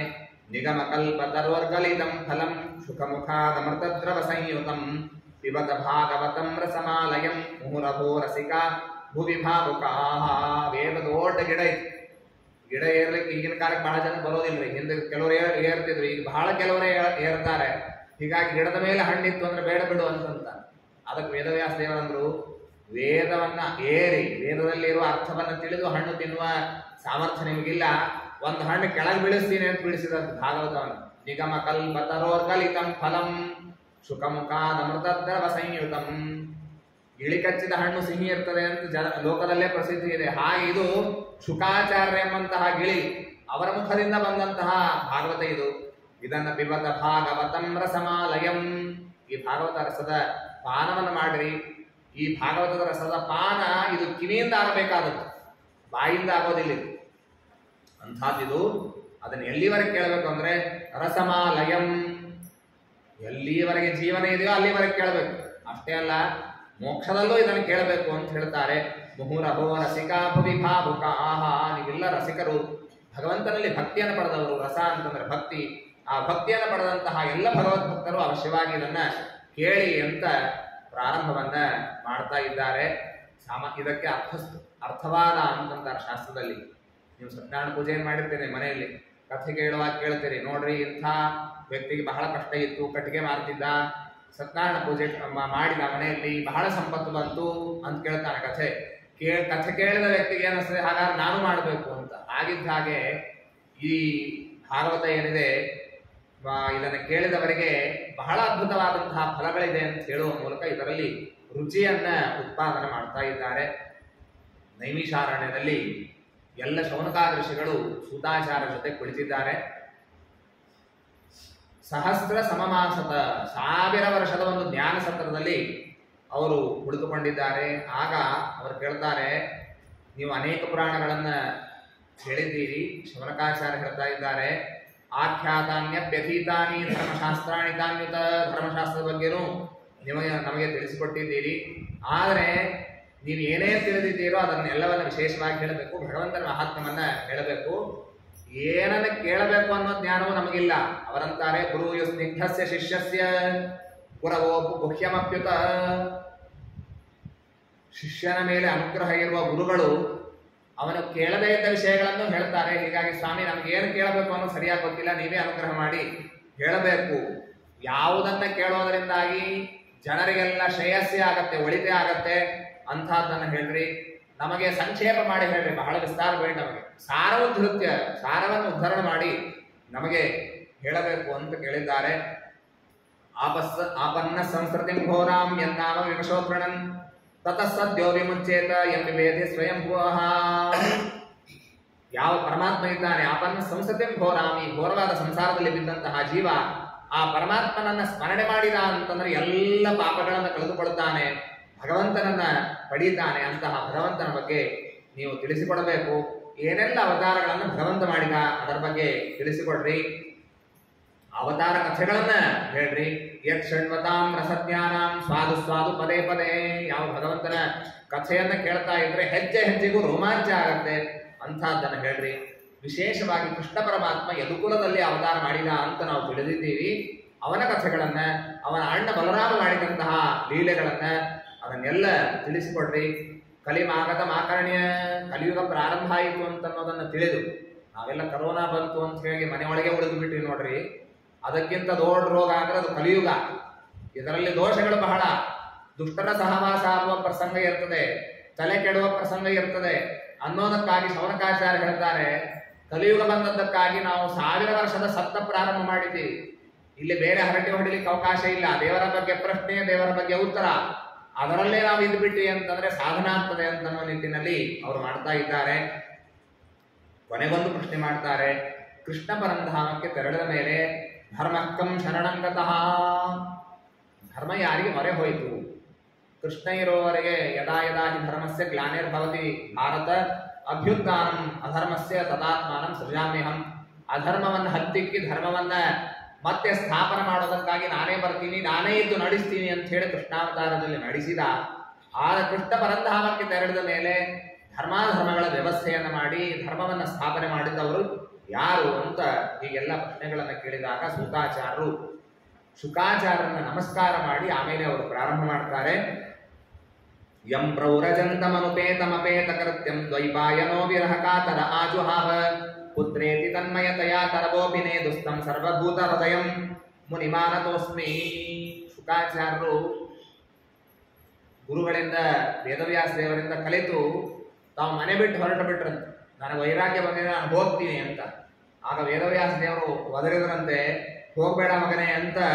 ಪುತ್ರೇತಿ ತನ್ಮಯತಯ, ಅಯ್ಯೋ ಮಗನೇ ಎಲ್ಲ ಹೊರಟ್ಯೋ ಅಂತ ವೇದವ್ಯಾಸ ದೇವರು ಒದರಿದ್ರಂತೆ. ಆಗ ಶುಕಾಚಾರ್ಯ ಉತ್ತರ ಕೊಡ್ಲಿಲ್ಲ. ಎಲ್ಲ ಗಿಡ ಮರಗಳು ಉತ್ತರ ಕೊಡ್ತಂತೆ, ನಾನು ಇಲ್ಲೇ ಇದ್ದೀನಿ ಅಂತ ಉತ್ತರ ಕೊಡ್ತಂತೆ. ಅದರ ಅರ್ಥ ಏನು ಅಂದ್ರೆ, ಈ ಶುಕಾಚಾರ್ಯ ಸಾಕ್ಷಾತ್ ರುದ್ರದೇವರ ಅವತಾರ. ರುದ್ರದೇವರ ವ್ಯಾಪ್ತಿ ಇದ್ದದ್ದು ಅಹಂಕಾರದ ತತ್ವದ ಹೊರಗಿದೆ. ಹೀಗಾಗಿ ನಮ್ಮ ನಿಮ್ಮಲ್ಲಿ ಎಲ್ಲರಲ್ಲಿ ಗಿಡಮರಗಳಲ್ಲಿ ಎಲ್ಲ ಕಡೆಗೂ ಆ ರುದ್ರದೇವರು ಅರ್ಥಾತ್ ಶುಕಾಚಾರ್ಯ ಸನ್ನಿಹಿತರಾಗಿದ್ದಾರೆ. ಹೀಗಾಗಿ ತಮ್ಮ ಸರ್ವ ಭೂತ ಹೃದಯಂ, ಎಲ್ಲ ಜೀವರಾಶಿಗಳ ಹೃದಯದಲ್ಲಿ ವಾಸ ಮಾಡಿದಂತಹ ನಮ್ಮ ಗುರುಗಳಿಗೆ ನಮಸ್ಕಾರ ಅಂತಂತಾರೆ. ವೇದವ್ಯಾಸ ದೇವರು ನಾಟಕ ಮಾಡಿದ್ದು, ಅವ್ರಿಗೆ ಯಾರು ಹಂಗಿಲ್ಲ, ಮಗನ ಮೇಲೆ ಅಭಿಮಾನ ಇಲ್ಲ, ಸುಮ್ಮನೆ ತಾವು ಅಭಿಮಾನ ಇದ್ದಂತೆ ನಾಟಕ ಮಾಡಿದ್ರು. ಆಗ ಎಲ್ಲ ಗಿಡಮರಗಳು ಉತ್ತರ ಕೊಡುತ್ತು ಅಂತ ಈ ರೀತಿಯಾಗಿ ಅವನನ್ನ ಸ್ತೋತ್ರ ಮಾಡಿ, ಸಂಸಾರಿಣಾಂ ಕರುಣಯಾ ಪುರಾಣ ಗುಖ್ಯಂ ತಂ ವ್ಯಾಸ ಸೋನುಪಯಾಮಿ ಗುರುಮುನೀನಾಂ, ಎಲ್ಲ ಋಷಿ ಮುನಿಗಳಿಗೆ ಗುರುಗಳಾದಂತಹ ನಮ್ಮ ಶುಕಾಚಾರ್ಯರನ್ನ ನಮಸ್ಕಾರ ಮಾಡ್ತೀನಿ ಅಂತ ಹೇಳಿ, ನಾರಾಯಣಂ ನಮಸ್ಕೃತ್ಯ ನರಂ ಚೈವ ನರೋತ್ತಮಂ ದೇವೀಂ ಸರಸ್ವತೀಂ ವ್ಯಾಸಂ ತಥೋ ಗ್ರಂಥ ಮುದೀರೇ. ಇಲ್ಲಿ ನಾರಾಯಣ, ನರ ಅಂದ್ರೆ ಶೇಷದೇವರು, ಆಮೇಲೆ ಸರಸ್ವತೀ ದೇವಿ, ವೇದವ್ಯಾಸ ದೇವರು, ಇವರಿಗೆಲ್ಲರಿಗೂ ನಮಸ್ಕಾರವನ್ನು ಮಾಡಿ ಗ್ರಂಥವನ್ನ ಪ್ರಾರಂಭ ಮಾಡ್ತಾ ಇದ್ದಾರೆ. ಧರ್ಮಸ್ವನುಷ್ಠಿತ ಪುಂಸಾಂ ವಿಶ್ವಕ್ಸೇನ ಕಥಾರತಿಂ ನೋತ್ಪಾದಯದ್ ಯತಿರತಿಂ ಕ್ಷಮ ಏವ ಹಿ ಕೇವಲಂ. ನಾವು ಮಾಘ ಸ್ನಾನ ಪ್ರಾರಂಭ ಮಾಡ್ತೀವಿ, ಅನೇಕ ವ್ರತಗಳನ್ನು ಮಾಡ್ತೀವಿ, ಬೇರೆ ಬೇರೆ ವ್ರತಗಳು, ಸಣ್ಣ ಪುಟ್ಟ ವ್ರತಗಳನ್ನೆಲ್ಲವನ್ನ ಮಾಡ್ತೇವೆ. ಆದ್ರೆ ಭಾಗವತ ಹೇಳುತ್ತದೆ, ಎಲ್ಲ ವ್ರತಗಳನ್ನು ಅವಶ್ಯವಾಗಿ ಮಾಡ್ರಿ.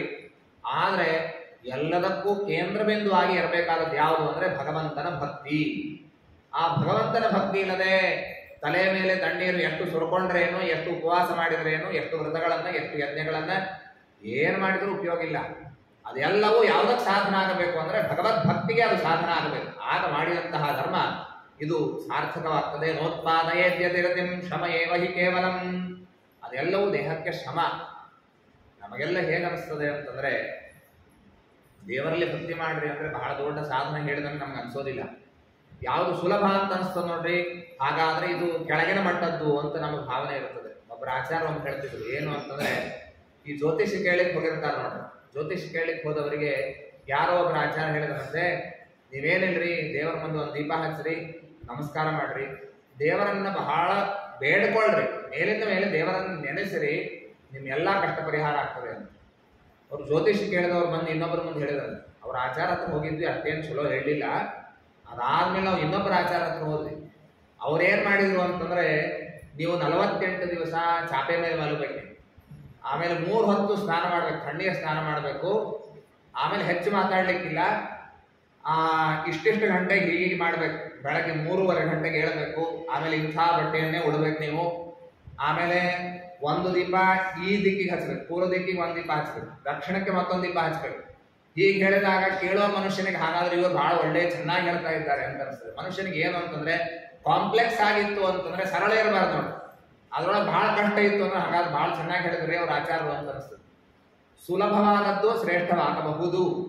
ನೋಡ್ಲಿಕ್ಕೆ ಸುಲಭ ಅಂತ ಅನಿಸ್ತದೆ, ದೇವರ ಭಕ್ತಿಯನ್ನು ಮಾಡೋದು ಅದು ಸುಲಭ ಅಲ್ಲ.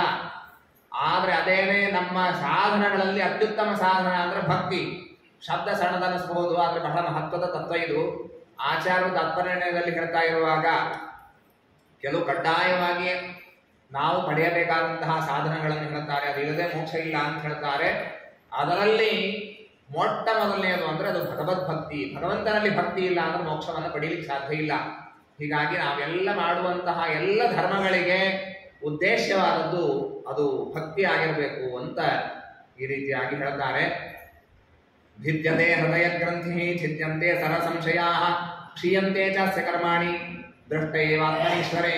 ಭಗವಂತನ ಧ್ಯಾನ ಆಯಿತು ಅಂತಂದ್ರೆ, ಅಪರೋಕ್ಷ ಧ್ಯಾನ ಆಯಿತು ಅಂತಂದ್ರೆ ಆಗ ನಮ್ಮ ಎಲ್ಲ ಸಂಶಯಗಳು ಹೊರಟು ಹೋಗ್ತದೆ, ಭಗವಂತನ ವಿಶೇಷವಾದಂತಹ ಅನುಗ್ರಹವಾಗ್ತದೆ ಅಂತ ಹೇಳಿ ಹೇಳ್ತಾರೆ. ಸೂತಾಚಾರ್ಯ ಹೇಳ್ತಾರೆ, ದೇವರ ಬಗ್ಗೆ ಹೇಳ್ತೀನಿ ಕೇಳ್ರಿ ಅಂತ ಹೇಳಿ ಒಂದು ಅಧ್ಯಾಯದಲ್ಲಿ, 3ನೇ ಅಧ್ಯಾಯದಲ್ಲಿ ಪೂರ್ಣವಾಗಿ 24 ಭಗವದ್ ರೂಪಗಳನ್ನು ಸಂಕ್ಷೇಪವಾಗಿ ಹೇಳ್ತಾರೆ. ಜಗರಹೇ ಪೌರುಷಂ ರೂಪಂ ಭಗವಾನ್ ಮಹದಾದಿವಿಹಿ ಸಂಭೂತಂ ಷೋಡಶಕಲಂ ಆದೋ ಲೋಕ ಶಿಶಿರ್ಷಯ. ಪರಮಾತ್ಮ ಪುರುಷ ಎಂಬಂತಹ ರೂಪ ಇಡೀ ಬ್ರಹ್ಮಾಂಡದಲ್ಲಿ ವ್ಯಾಪ್ತವಾದಂತಹ ರೂಪವನ್ನು ಪರಮಾತ್ಮ ತೆಗೆದುಕೊಂಡಿದ್ದಾನೆ. ಜಗತ್ತನ್ನು ಸೃಷ್ಟಿ ಮಾಡಬೇಕು ಅಂತ ಹೇಳಿ ಪರಮಾತ್ಮ ತೆಗೆದುಕೊಂಡದ್ದು. ಅದಾದ ಮೇಲೆ ಕುಮಾರ ರೂಪವನ್ನು ತೆಗೆದುಕೊಂಡದ್ದು. ಆಮೇಲೆ ವರಾಹ ರೂಪದಿಂದ ಪರಮಾತ್ಮ ಅವತಾರವನ್ನು ಮಾಡಿದ್ದು. ನರನಾರಾಯಣ ಕಪಿಲರೂಪಿಯಾಗಿ ಭಗವಂತ ಬಂದು ತಮ್ಮ ತಾಯಿ ದೇವಹೂತಿ ಅವಳನ್ನು ನೆಪ ಮಾಡಿ ನಮ್ಮೆಲ್ಲರಿಗೆ ತತ್ವಜ್ಞಾನವನ್ನ ಕೊಟ್ಟಿದ್ದಾನೆ. ಷಷ್ಟಮತ್ರೇ ರಪತ್ಯತ್ವಂ ವ್ರತ ಪ್ರಾಪ್ತೋನುಸೂಯೆಯ. ಅತ್ರಿಯ ಮಗನಾಗಿ ದತ್ತ ಅಂತ ಪರಮಾತ್ಮನ ಹೆಸರು. ದತ್ತ ರೂಪದಿಂದ ಬಂದು ಪರಮಾತ್ಮ ತತ್ವಜ್ಞಾನವನ್ನ ಎಲ್ಲರಿಗೂ ಕೊಟ್ಟಿದ್ದಾನೆ. ಆಕೂತಿಯಲ್ಲಿ ಪರಮಾತ್ಮ ಹುಟ್ಟಿ ಬಂದ. ಅವನ ಹೆಸರು ಯಜ್ಞನಾಮಕ, ಯಜ್ಞ ಅಂತ ಹೆಸರು. ರುಚಿ ಮತ್ತು ಆಕೂತಿ ಈ ದಂಪತಿಗಳಲ್ಲಿ ಹುಟ್ಟಿ ಬಂದ ಯಜ್ಞನಾಮಕ ಪರಮಾತ್ಮ. ಋಷಭಾವತಾರ ಆಗಿದೆ. ಋಷಭ ಈ ಪರಮಾತ್ಮ ನಾಭಿ ಎಂಬಂತಹ ರಾಜನಿಂದ ಹುಟ್ಟಿ ಬಂದು ತನ್ನ ಮಕ್ಕಳಿಗೆಲ್ಲ ತತ್ವಜ್ಞಾನದ ಉಪದೇಶವನ್ನು ಮಾಡ್ತಾನೆ. ಅವನ ಮಡದಿಯ ಹೆಸರು ಜಯಂತಿ ಅಂತ. ಅವರಲ್ಲಿ ಹುಟ್ಟಿದ 100 ಜನ ಮಕ್ಕಳು ಹುಟ್ಟುತ್ತಾರೆ. ಅವರಿಗೆ ಜಾಯಂತೆಯರು ಅಂತ ಕರೀತಾರೆ. ಜಾಯಂತೆ ಉಪಾಖ್ಯಾನ ಅಂತ ಮುಂದೆ 11ನೇ ಸ್ಕಂದದಲ್ಲಿ ಬರಲಿಕ್ಕಿದೆ. ಈ 100 ಜನ ಮಕ್ಕಳಲ್ಲೇ ಮೊದಲನೇ ಮಗ ಯಾರಿದ್ದಾನೆ ಅಂತಂದ್ರೆ ಅವನು ಭರತ. ಅವನ ಹೆಸರಿನಿಂದಲೇನೆ ನಮ್ಮ ದೇಶಕ್ಕೆ ಭಾರತ ಅಂತನೂ ಹೆಸರು ಬಂದದ್ದು. ಯಾವುದೋ ಪಾಶ್ಚಾತ್ಯರು ಇಟ್ಟ ಹೆಸರನ್ನು ನಾವು ಇವತ್ತು ಕರೀತೇವೆ. ಆದರೆ ಪುರಾಣಾದಿಗಳಲ್ಲಿ ಬಂದ ಯಾವ ಭಾರತದ ಹೆಸರನ್ನು ತೆಗೆದುಕೊಂಡ್ರೆ ಆ ಭರತ ಚಕ್ರವರ್ತಿ, ಅವನ ಮಹಾತ್ಮ್ಯವನ್ನು ಮುಂದೆ ಕೇಳಲಿಕ್ಕಿದ್ದೀರಿ ಪಂಚಮ ಸ್ಕಂದದಲ್ಲಿ. ಆ ಭರತ ಚಕ್ರವರ್ತಿಯ ನೆನಪಾಗಬೇಕು. ಅವನ ತಂದೆಯಾದ ಋಷಭನಾಥ ಪರಮಾತ್ಮನ ನೆನಪಾಗಬೇಕು. ದೇಶದ ಹೆಸರು ತೆಗೆದುಕೊಳ್ಳುವಾಗಲೂ ಪರಮಾತ್ಮನ ನೆನಪಾಗುವಂತಹ ಹೆಸರು ನಮ್ಮ ದೇಶದಿದೆ. ಆದರೆ ಅದನ್ನು ಬಿಟ್ಟು ನಾವು ಯಾವುದೋ ಅಬದ್ಧ ಹೆಸರನ್ನು ನಾವು ಕರೀತಾ ಇದ್ದೇವೆ. ಪೃಥು ಚಕ್ರವರ್ತಿಯಲ್ಲಿ ಭಗವಂತನ ವಿಶೇಷವಾದಂತಹ ಆವೇಶ. ಮತ್ಸ್ಯಾವತಾರವನ್ನು ಮಾಡಿದ್ದು. ಧನ್ವಂತರಿ ಅವತಾರ ಪರಮಾತ್ಮ ಅಮೃತವನ್ನು ತೆಗೆದುಕೊಂಡು ಬಂದದ್ದು. ನರಸಿಂಹ ರೂಪದಿಂದ ಬಂದು ಪ್ರಹ್ಲಾದರಾಜನನ್ನು ತಾವು ಕಾಪಾಡಿದಂತಹದ್ದು. ವಾಮನ ರೂಪದಿಂದ ಬಲಿಯ ನಿಗ್ರಹವನ್ನು ಮಾಡಿದ್ದು. ಪರಶುರಾಮ ರೂಪವನ್ನು ತೆಗೆದುಕೊಂಡು ಎಲ್ಲ ದುಷ್ಟ ಕ್ಷತ್ರಿಯರನ್ನ ಸಂಹಾರ ಮಾಡಿದಂತಹದ್ದು. ನರದೇವತ್ವ ಮಾಪನ್ನ ರಾಮದೇವರಾಯ ಅವತಾರವನ್ನು ಮಾಡಿ ರಾವಣನ ಸಂಹಾರ ಮಾಡಿದ್ದು. ಬಲರಾಮ ಹಾಗೂ ಕೃಷ್ಣರಾಗಿ ಅವತಾರವನ್ನು ಮಾಡಿದ್ದಾರೆ. ಬಲರಾಮನಲ್ಲಿ ಶುಕ್ಲಕೇಶ ಎಂಬಂತಹ ಭಗವಂತನ ಒಂದು ರೂಪದ ಆವೇಶ ಇದೆ. ಬುದ್ಧ ನಾಮಕನಾಗಿ ಪರಮಾತ್ಮ ಬಂದದ್ದು.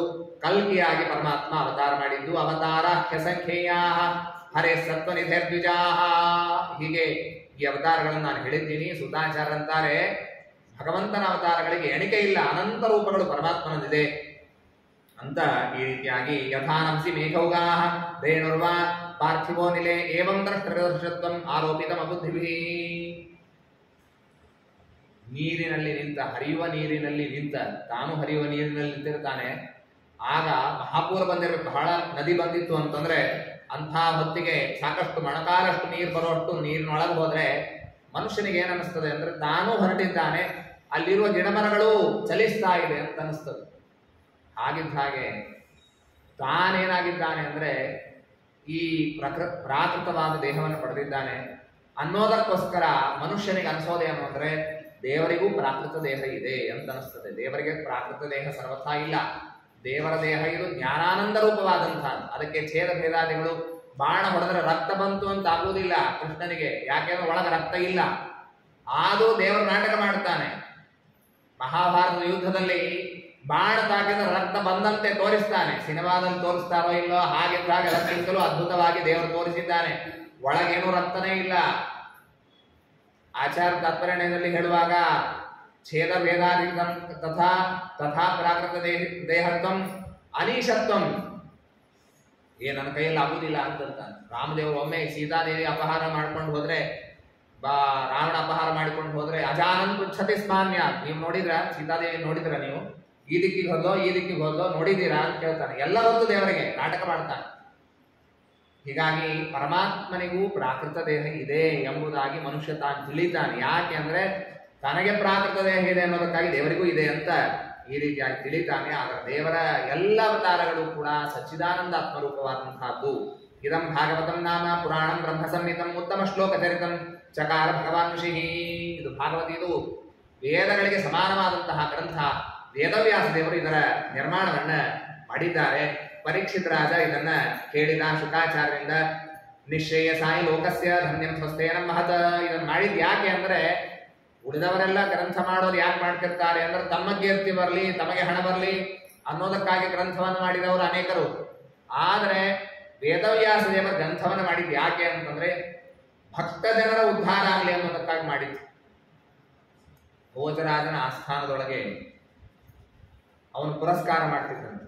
ಯಾರು ಶ್ಲೋಕ ಮಾಡಿಕೊಂಡು ಬರ್ತೀರೋ ಅವರಿಗೆ ನಾನು ಪುರಸ್ಕಾರ ಮಾಡ್ತೇನೆ, ಹಣ ಕೊಡ್ತೀನಿ. ಎಷ್ಟೆಷ್ಟು ಹಣ ಕೊಡ್ತಿದ್ದ ಅಂದ್ರೆ ಜೀವನ ನಡಿಬೇಕು ಅಷ್ಟು ಹಣ ಕೊಡ್ತೀನಿ ಅಂತ. ಬರೀ ಒಂದು ಶ್ಲೋಕ ಅಂದ್ರೆ ಸುಮ್ಮನೆ 4 ವಾಕ್ಯ ಇದ್ರೆ ಶ್ಲೋಕ ಆಗೋದಿಲ್ಲ. ಅದರಲ್ಲಿ ರಸಭರಿತವಾಗಿರ್ಬೇಕು, ಅದರಲ್ಲಿ ಧ್ವನಿ ಅಂತಂತಾರೆ, ಆ ಎಲ್ಲ ತತ್ವಗಳು ಅದರಲ್ಲಿ ಅಡಗಿದ್ರೆ ಅಂದ್ರೆ ಹೇಳುವ ವಿಷಯವನ್ನ ಶಬ್ದದಿಂದ ಹೇಳಿರಬಾರ್ದ್ರಿ, ಆ ಹೇಳಿದ್ದರಿಂದ ಅರ್ಥ ತೋರ್ತಿರ್ಬೇಕು. ಇಂಥ ಎಲ್ಲ ಆವಿಷ್ಕಾರವನ್ನು ಮಾಡಿ ಶ್ಲೋಕಗಳನ್ನು ಮಾಡ್ತಿರ್ಬೇಕು, ಶಬ್ದದ ಚಮತ್ಕಾರ ಇರಬೇಕು. ಇಂಥದ್ದಕ್ಕೆ ನಿಜವಾದ ಶ್ಲೋಕ ಅಂತಂತಾರೆ. ಕೆಲವರು ವೇದ ವಿದ್ವಾಂಸರಿದ್ದರಂತೆ ಅವರ ಆಸ್ಥಾನದಲ್ಲಿ, ಅವ್ರಿಗೆ ಶ್ಲೋಕ ಮಾಡ್ಲಿಕ್ಕೆ ಬರ್ತಿರ್ಲಿಲ್ಲ. ಪ್ರತಿ ದಿವಸ ನೋಡ್ತಿದ್ರು ಭೋಜರಾಜ ಒಂದು ಶ್ಲೋಕ 5 ನಿಮಿಷದಲ್ಲಿ ಯಾವನೋ ಒಬ್ಬನ ಶ್ಲೋಕ ಹೇಳಿದ ಅಂದ್ರೆ ಬಹಳ ಆನಂದ ಪಟ್ಟು ಸಾಕಷ್ಟು ಹಣ ಕೊಟ್ಟು ಬಿಡವ. ಅದನ್ನು ನೋಡಿ ಇವರಿಗೆ ವೇದ ವಿದ್ವಾಂಸರಿಗೆ ಸಂಕಟ ಆಗ್ತಿದ್ದಾರೆ, ನಮ್ಗೆ ಶ್ಲೋಕ ಮಾಡ್ಲಿಕ್ಕೆ ಬರುವುದಿಲ್ಲ, ಆದ್ರೆ ಇವರೆಲ್ಲ ಶ್ಲೋಕ ಮಾಡಿ ಎಷ್ಟೆಲ್ಲ ಹಣ ತಗೊಂಡು ಹೋಗ್ತಾರೆ, ನಾವು ಶ್ಲೋಕ ಮಾಡೋಣ ಅಂತ ಹೇಳಿ ಒಂದು 4 ಜನ ವಿದ್ವಾಂಸರು ಕೂತು ನಮ್ಗೆ ಒಬ್ಬೊಬ್ಬರಿಗೆ ಮಾಡ್ಲಿಕ್ಕೆ ಬರದೇ ಇದ್ರೆ ಏನಾಯ್ತು, ನಾವು ಎಲ್ಲರೂ ಕೂಡಿ ಶ್ಲೋಕ ಮಾಡೋಣ. ಒಂದು ಶ್ಲೋಕದಲ್ಲಿ 4 ಪಾದ ಇರ್ತದೆ. ಕಾಲು ಭಾಗಕ್ಕೆ ಶ್ಲೋಕದ ಗಿರ್ದಾ ಭಾಗಕ್ಕೆ ಒಂದು ಪಾದ ಅಂತಂತಾರೆ. 4 ಪಾದ ಸೇರಿದ್ರೆ ಒಂದು ಶ್ಲೋಕ ಅಂತ. ಒಂದು ದೇವಸ್ಥಾನದಲ್ಲಿ ಹೀಗೆ ಕೂತಿದ್ರು, 4 ಜನ ಕೂತಿದ್ರಂತೆ. ಇವತ್ತೇನೇ ಆಗಲಿ ಶ್ಲೋಕ ಮಾಡ್ಕೊಂಡೇ ಹೋಗೋದು ಅಂತ. ಒಬ್ಬನೇನೋ ವಿದ್ವಾಂಸ ಬಹಳ ತಲೆ ತೆರೆದು ತುರಿಸ್ಕೊಂಡು ಸ್ವಲ್ಪ ಹೊತ್ತಾದ್ಮೇಲೆ ಒಂದು ಪಾದ ಮಾಡಿದ. ರಾಜನ ಹತ್ರ ಶ್ಲೋಕ ಮಾಡ್ತಾ ಇದ್ದೀವಿ ಮತ್ತು ರಾಜನನ್ನು ಕೊಂಡಾಡಬೇಕು, ನಮ್ಗೆ ಏನು ಬೇಕೋ ಅದನ್ನ ನಾವು ಕೇಳಬೇಕು. ಅದಕ್ಕಾಗಿ ಒಬ್ಬರು ಮಾಡಿದಂತೆ ಭೋಜನಂ ದೇಹಿ ರಾಜೇಂದ್ರ, ನಾವು ಊಟ ಕೊಡು ಅಂತ ಮಾಡಿದ್ರು ಆ ಶ್ಲೋಕದಲ್ಲಿ. ಬಹಳ ಹೊತ್ತು ಹೋಯಿತು, ಮತ್ತು ಮುಂದೇನು ಹೊಳಿಲಿಲ್ಲ.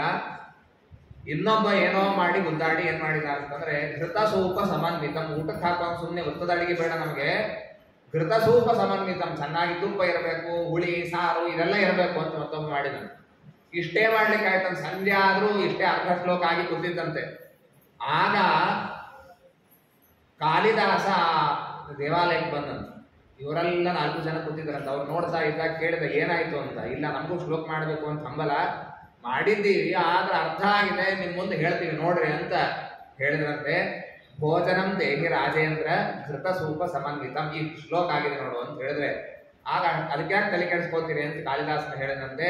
ಮಾಹಿಷಂಚ ಶರತ್ಚಂದ್ರ ಚಂದ್ರಿಕಾ ಧವಲಂ ದಧಿ ಅಂತ ಮಾಡಿದ. ನೋಡ್ರಿ, ಕೇಳುವಾಗಲೇ ಅದು ಚಮತ್ಕಾರ ವ್ಯತ್ಯಾಸ ಗೊತ್ತಾಗ್ಬಿಡ್ತದೆ. ಅವನು ಬೇರೆ ಏನ್ ಮಾಡಿಲ್ಲ, ಅವನೇನು ಶ್ಲೋಕ ಮಾಡಿದ್ರು ಅದರ ಕಂಟಿನ್ಯೂಯೇಷನ್, ಅದರ ಮುಂದುವರಿಸಿ ಅವನೇನು ಹೇಳಿದ ಅಂತಂದ್ರೆ, ಕಾಳಿದಾಸ ಮಾಡಿದ ಭಾಗದಲ್ಲಿ ಇದ್ದದ್ದು ಏನು ಅಂದ್ರೆ ಮೊಸರು ಇರಲಿ ಅಂತ ಇಷ್ಟೇ ಇದೆ, ವಿಷಯ ಹೆಚ್ಚಿಲ್ಲ. ಆದ್ರೆ ಹೇಳೋ ಶಬ್ದ ಹೇಗಿದೆ ಅಂತಂದ್ರೆ ಮಾಹಿಷಂಚ ಶರತ್ಚಂದ್ರ ಚಂದ್ರಿಕಾ ಧವಲಂ ದಧಿ, ಶಬ್ದದ ಲಾಲಿತ್ಯ ಇದೆ. ಅದರಲ್ಲಿ ಕೆಲವು ವಿಶೇಷಣಗಳನ್ನು ಕೊಟ್ಟು ಹೇಗಿರಬೇಕು ಮೊಸರು ಅಂತಂದ್ರೆ ನೀರು ಮೊಸರು, ಇವತ್ತಿನ ಮೊಸರು ಇದ್ದ ಹಾಗಿರುವ ಕಾಳಿದಾಸ ಅಂತಾನೆ. ಮಾಹಿಷಂ ಆಕಳದ್ ಬೇಡ ನಮ್ಗೆ, ಅದು ಸ್ವಲ್ಪ ನೀರಾಗ್ತದೆ ಅಂತ ಗೊತ್ತಿದೆ, ಹೀಗಾಗಿ ಎಮ್ಮಿದಿರಬೇಕು. ಮಾಹಿಷಂಚ ಶರತ್ಚಂದ್ರ ಚಂದ್ರಿಕಾ ಧವಲಂ, ಶರತ್ಚಂದ್ರದೊಳಗೆ ಚಂದ್ರನ ಬೆಳದಿಂಗಳಿರ್ತದೆ ನೋಡ್ರಿ, ಹುಣ್ಣಿಮೆಯ ಬೆಳದಿಂಗಳು ಇವತ್ತು ನೋಡ್ರಿ ಹೊರಗೆ ಹೇಗಿರ್ತದೆ ನೋಡ್ರಿ, ಅಷ್ಟು ಬೆಳ್ಳಗಿರ್ಬೇಕು ಮೊಸರು, ಅಂಥ ಮೊಸರು ಇರಬೇಕು ಅಂತಂದ್ರೆ ಆಯ್ತು ಅಂತ ಹೇಳಿ ಒಂದು ಪತ್ರದಲ್ಲಿ ಬರ್ಕೊಂಡು ತಗೊಂಡು ಹೋದ್ರ. ಆ ಭೋಜರಾಜನ ಹತ್ರ ಹೋಗಿ ಶ್ಲೋಕ ಹೇಳಿದ್ರೆ ಅವನಿಗೆ ಗೊತ್ತಾಯ್ತಂತೆ, ಅರ್ಧ ಇವ್ರು ಮಾಡಿಲ್ಲ, ಕಾಳಿದಾಸನೇ ಮಾಡಿದ್ದಾನೆ ಅಂತ ಗೊತ್ತಾಯ್ತಂತ ಅವನಿಗೆ. ಸುಮ್ಮನೆ ಚೇಷ್ಟೆ ಮಾಡಿದಂತೆ, ಪೂರ್ವಾರ್ಧ ಮಾಡಿದವರಿಗೆ ದಕ್ಷಿಣೆ ಇಲ್ಲ, ಉತ್ತರಾರ್ಧ ಮಾಡಿದವರಿಗೆ ಅಷ್ಟೇ ದಕ್ಷಿಣೆ ಅಂತ ಹೇಳಿದಂತೆ. ಹೀಗೆ ಸುಮ್ಮನೆ ಚೇಷ್ಟೆ ಮಾಡಿ ಅವರಿಗೆ ರಕ್ಷಣೆ ಕೊಟ್ಟು ಕಳಿಸಿದ ಅಂತ ಹೀಗೆ ಹೇಳ್ತಾರೆ. ಹೀಗಾಗಿ ಆ ರೀತಿಯಾಗಿ ಕಾವ್ಯವನ್ನು ನಿರ್ಮಾಣ ಮಾಡಬೇಕು ಅಂತಂದ್ರೆ ಸುಲಭ ಅಲ್ಲ, ಅದರ ತತ್ವಗಳೆಲ್ಲ ಗೊತ್ತಿರಬೇಕು, ಆಗ ಮಾತ್ರ ಅದನ್ನ ಮಾಡಲಿಕ್ಕೆ ಸಾಧ್ಯವಾಗ್ತದೆ. ಅಂತಹ ಶ್ರೇಷ್ಠವಾದಂತಹ ಗ್ರಂಥ, ಅದರಲ್ಲೂ ಇಲ್ಲಿ ಹೇಳುವಂತಹ ಗ್ರಂಥ ಏನಿದೆ ಇದಂ ಭಾಗವತಂ ನಾಮ ಪುರಾಣಂ ಬ್ರಹ್ಮ ಸಂಹಿತಂ ಉತ್ತಮ ಶ್ಲೋಕ ಚರಿತಂ ಚಕಾರ ಭಗವಾನ್ ಋಷಿ. ಅವ್ರು ಮಾಡಿದ್ ಯಾಕೆ ಅಂತಂದ್ರೆ ತಮ್ಮ ಹೊಟ್ಟೆಪಾಡಿಗಾಗಿ ಮಾಡಿದ್ದು ಅವೆಲ್ಲ ಶ್ಲೋಕ. ಆದ್ರೆ ಇಲ್ಲಿ ನಿಶ್ಚಯಸಾಯ ಲೋಕಸ್ಯ, ನಮ್ಮೆಲ್ಲರೂ ಉದ್ಧಾರ ಆಗಲಿ ಅಂತ ಹೇಳಿ ವೇದವ್ಯಾಸ ದೇವರು ಈ ಗ್ರಂಥವನ್ನ ಮಾಡಿದ್ದಾರೆ. ಪರೀಕ್ಷಿತ ರಾಜ ಅವನು ಪ್ರಾಯೋಪವೇಶಕ್ಕೆ ಕುಳಿತುಕೊಂಡು 7 ದಿವಸ ಭಾಗವತವನ್ನು ಕೇಳಿದ. ಆ ಕೇಳುವಾಗ ಶುಕಾಚಾರ್ಯ ಏನು ಹೇಳಿದ ನೋಡ್ರಿ, ಅದೇ ಪ್ರಸಂಗದಲ್ಲಿ ನಾನೂ ಇದ್ದೆ ಅಂತ ಹೇಳ್ತಾರೆ ಶುಕಾಚಾರ್ಯ. ನಾನು ಅಲ್ಲೇ ಕುಳಿತುಕೊಂಡು ಕೇಳಿದೆ, ಅದನ್ನೇ ನಿಮಗೆ ಶೌನಕಾದಿಗಳಿಗೆ ಹೇಳ್ತೀನಿ ಅಂತ ಹೇಳಲಿಕ್ಕೆ ಪ್ರಾರಂಭವನ್ನ ಮಾಡಿದ್ದಾರೆ. ಆಗ ಶೌನಕಾಚಾರ್ಯ ಅನೇಕ ಪ್ರಶ್ನೆಗಳನ್ನು ಕೇಳುತ್ತಾರೆ. ಒಂದು ಮುಖ್ಯ ಪ್ರಶ್ನೆ ಏನು ಅಂದ್ರೆ, ನಾವು ಶುಕಾಚಾರ ಬಗ್ಗೆ ಹೇಳಿದ್ದೇನು ಅಂತಂದ್ರೆ, ಸ ಬೋಧೋಹನ ಮಾತ್ರಂತೂ ಗ್ರಹೇಶು ಗ್ರಹಮೇದಿನಾಂ ಅವೇಕ್ಷತೆ ಮಹಾಭಾಗ ತೀರ್ಥೀಕುರುವಂ ಸದಾಶ್ರಯಂ. ಶುಕಾಚಾರ ಮಹಾವಿರಕ್ತರು ಅಂತ ನಾವು ಕೇಳಿದ್ದೇವೆ. ಭಿಕ್ಷೆಗೆ ಹೋದ್ರೆ ಆಗಿನ ಕಾಲಕ್ಕೆ ಭಿಕ್ಷೆ ಅಂದ್ರೆ ಈಗಿನ ಕಾಲಕ್ಕೆ ಭಿಕ್ಷಾ ಬೇಡೋರಿಗೂ ಒಂದು ದೊಡ್ಡ ಅಭಿಮಾನ ಇರ್ತದೆ. ಹಳೆ ಅನ್ನ ಕೊಡ್ತೀವಿ ಅಂದ್ರೆ ಬೇಡ ಅಂತಂತಾರೆ, ಕೊಡೋದಿಲ್ಲ ರೊಕ್ಕ ಕೊಡ್ರಿ ಇಲ್ಲ ಅಂದ್ರೆ ಬೇಡ ಅಂತಂತಾರೆ.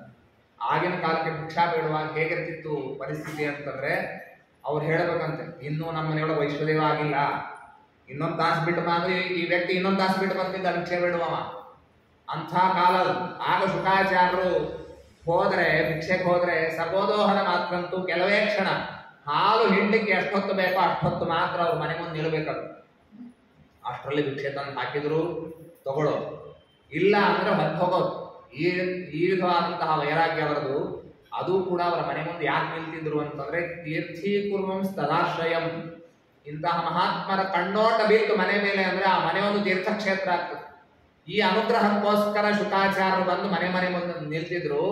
ಆದ್ರೆ 7 ದಿವಸ ಒಂದೇ ಕಡೆ ಇದ್ರು ಅಂತ ನೀವು ಹೇಳ್ತಾ ಇದ್ದೀರಿ, ಇದು ಬಹಳ ಆಶ್ಚರ್ಯ ಅಂತ ಅನ್ಸುತ್ತೆ. ಆದ್ರಿಂದ ಸಸಂಪ್ರಾಟ್ ಕಸ್ಯವಾ ಹೇತೋ ಪಾಂಡೂನಾಂ ಮಾನವರ್ಧನ ಪ್ರಾಯೋಪವಿಷ್ಟೋ ಗಂಗಾಯಾಂ ಅನಾದೃತ್ಯಾಧಿ ರಾಷ್ಟ್ರೀಯಂ.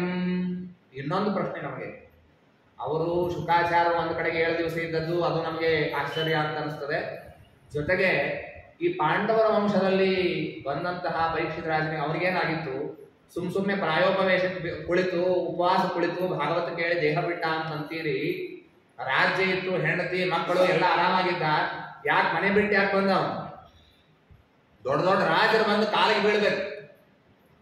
ನಮಂತಿ ಯತ್ಪಾದನಿಕೇತಮತ್ಮನ ಶಿವಾಯ ಜಾನೀಯ ಧನಾನಿ ಶತ್ರವಃ.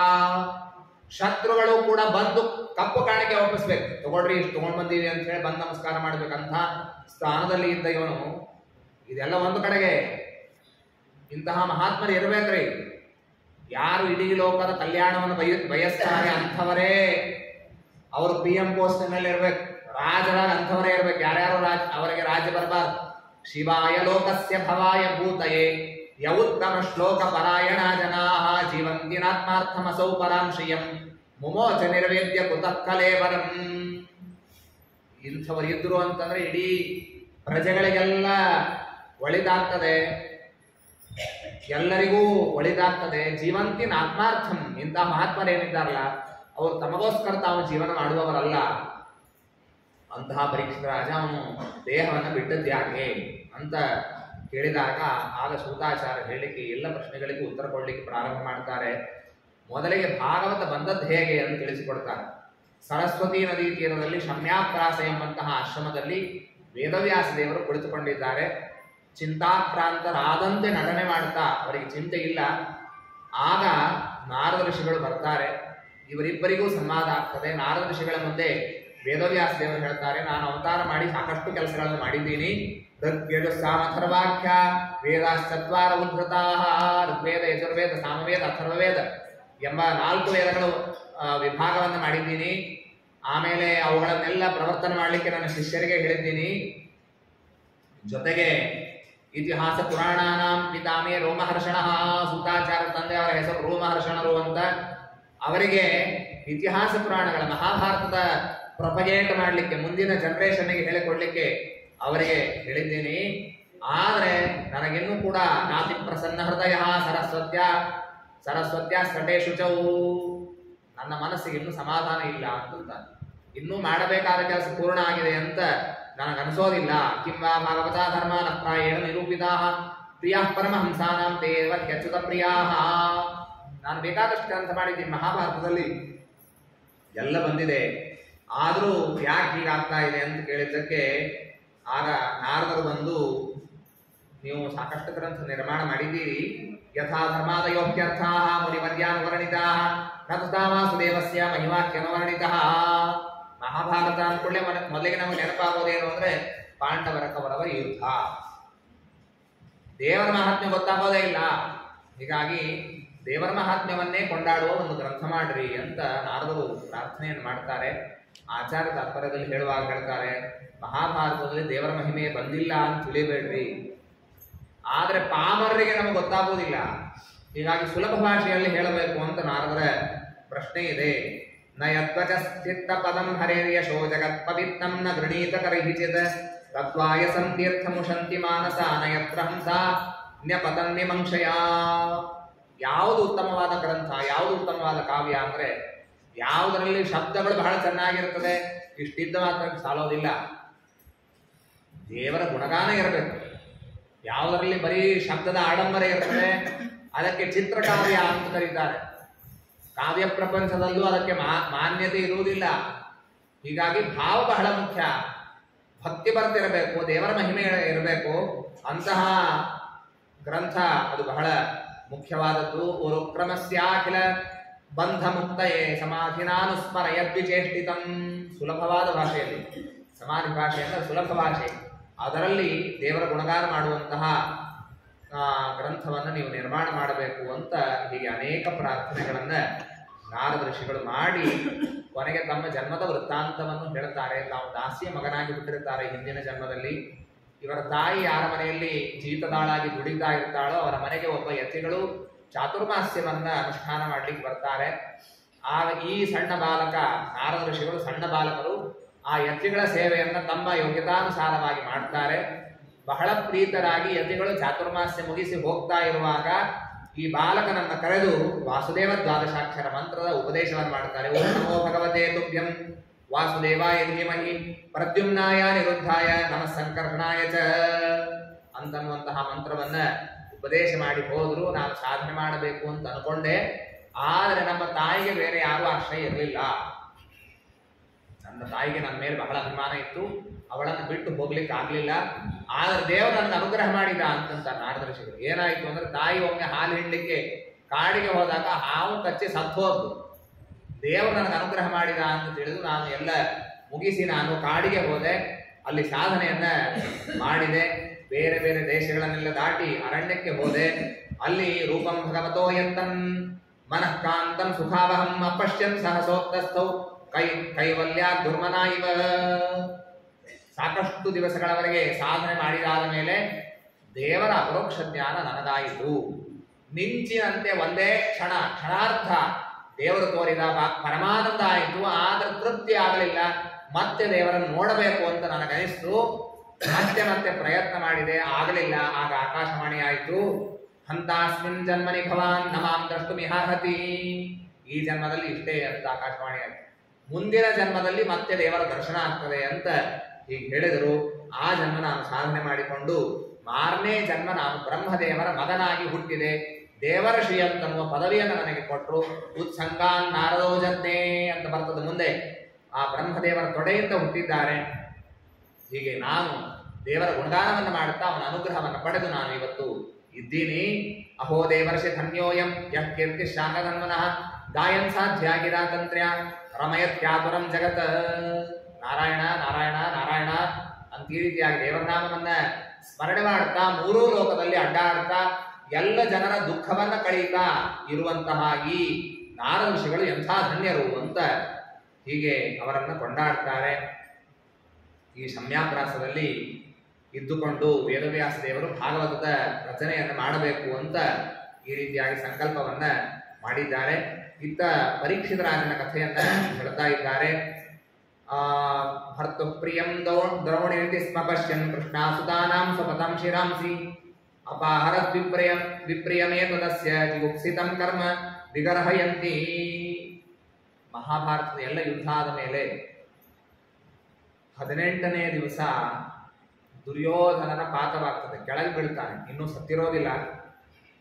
ಭೀಮಸೇನ ದೇವರ ಗದಾಪ್ರಹಾರ ಸರಿಯಾಗಿ ಹಿಪ್ ಜಾಯಿಂಟಿಗೆ ಆಗಿರ್ತದೆ, ಎರಡೂ ಕಾಲು ಬಿಚ್ಚಿ ಬಿಟ್ಟಿರ್ತದೆ, ಸಾಯೋದ ನಿಶ್ಚಿತ, ಇನ್ನೂ ಸತ್ತಿರೋದಿಲ್ಲ.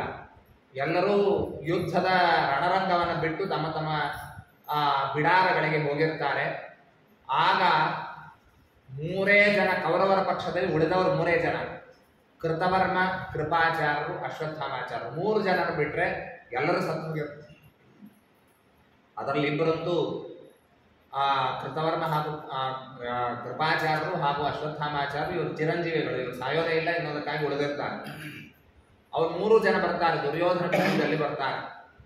ಆಗ ದುರ್ಯೋಧನ ಹೇಳ್ತಾನೆ, ನೀವು ಒಂದು ಕೆಲಸ ಮಾಡಬೇಕು, ನಾನು ನಿನಗೆ ಪಟ್ಟಾಭಿಷೇಕ ಮಾಡ್ತಿದ್ದೀನಿ ಅಂತ ಹೇಳಿ ಅಲ್ಲೇ ಇದ್ದ ಮಣ್ಣನ್ನು ತೆಗೆದುಕೊಂಡು ಅಶ್ವತ್ಥಾಮಾಚಾರ್ಯ ತಲೆ ಮೇಲೆ ಹಾಕಿ, ನೀವು ನನ್ನ ಮಡದಿಯರಲ್ಲಿ ಮಕ್ಕಳನ್ನು ಪಡೆಯಬೇಕು, ಅವರೇ ಮುಂದೆ ರಾಜ್ಯವನ್ನು ನಡೆಸಬೇಕು, ಉಪಪಾಂಡವರೇನಿದ್ದಾರೆ ಪಾಂಡವರ ಮಕ್ಕಳು, ಅವರನ್ನೆಲ್ಲ ನೀವು ಸಂಹಾರ ಮಾಡಬೇಕು ಅಂತ ಹೇಳಿದ್ರು.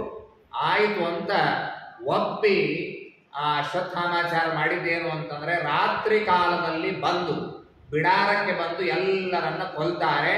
ಉಪಪಾಂಡವರನ್ನೇ ಪಾಂಡವರು ಅಂತ ತಿಳಿದುಕೊಂಡು ಅವರ ಸಂಹಾರವನ್ನ ಮಾಡ್ತಾರೆ.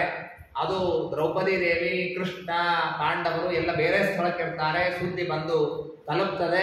ದ್ರೌಪದಿ ದೇವಿ ಬಹಳವಾಗಿ ಅಳತಾಳೆ.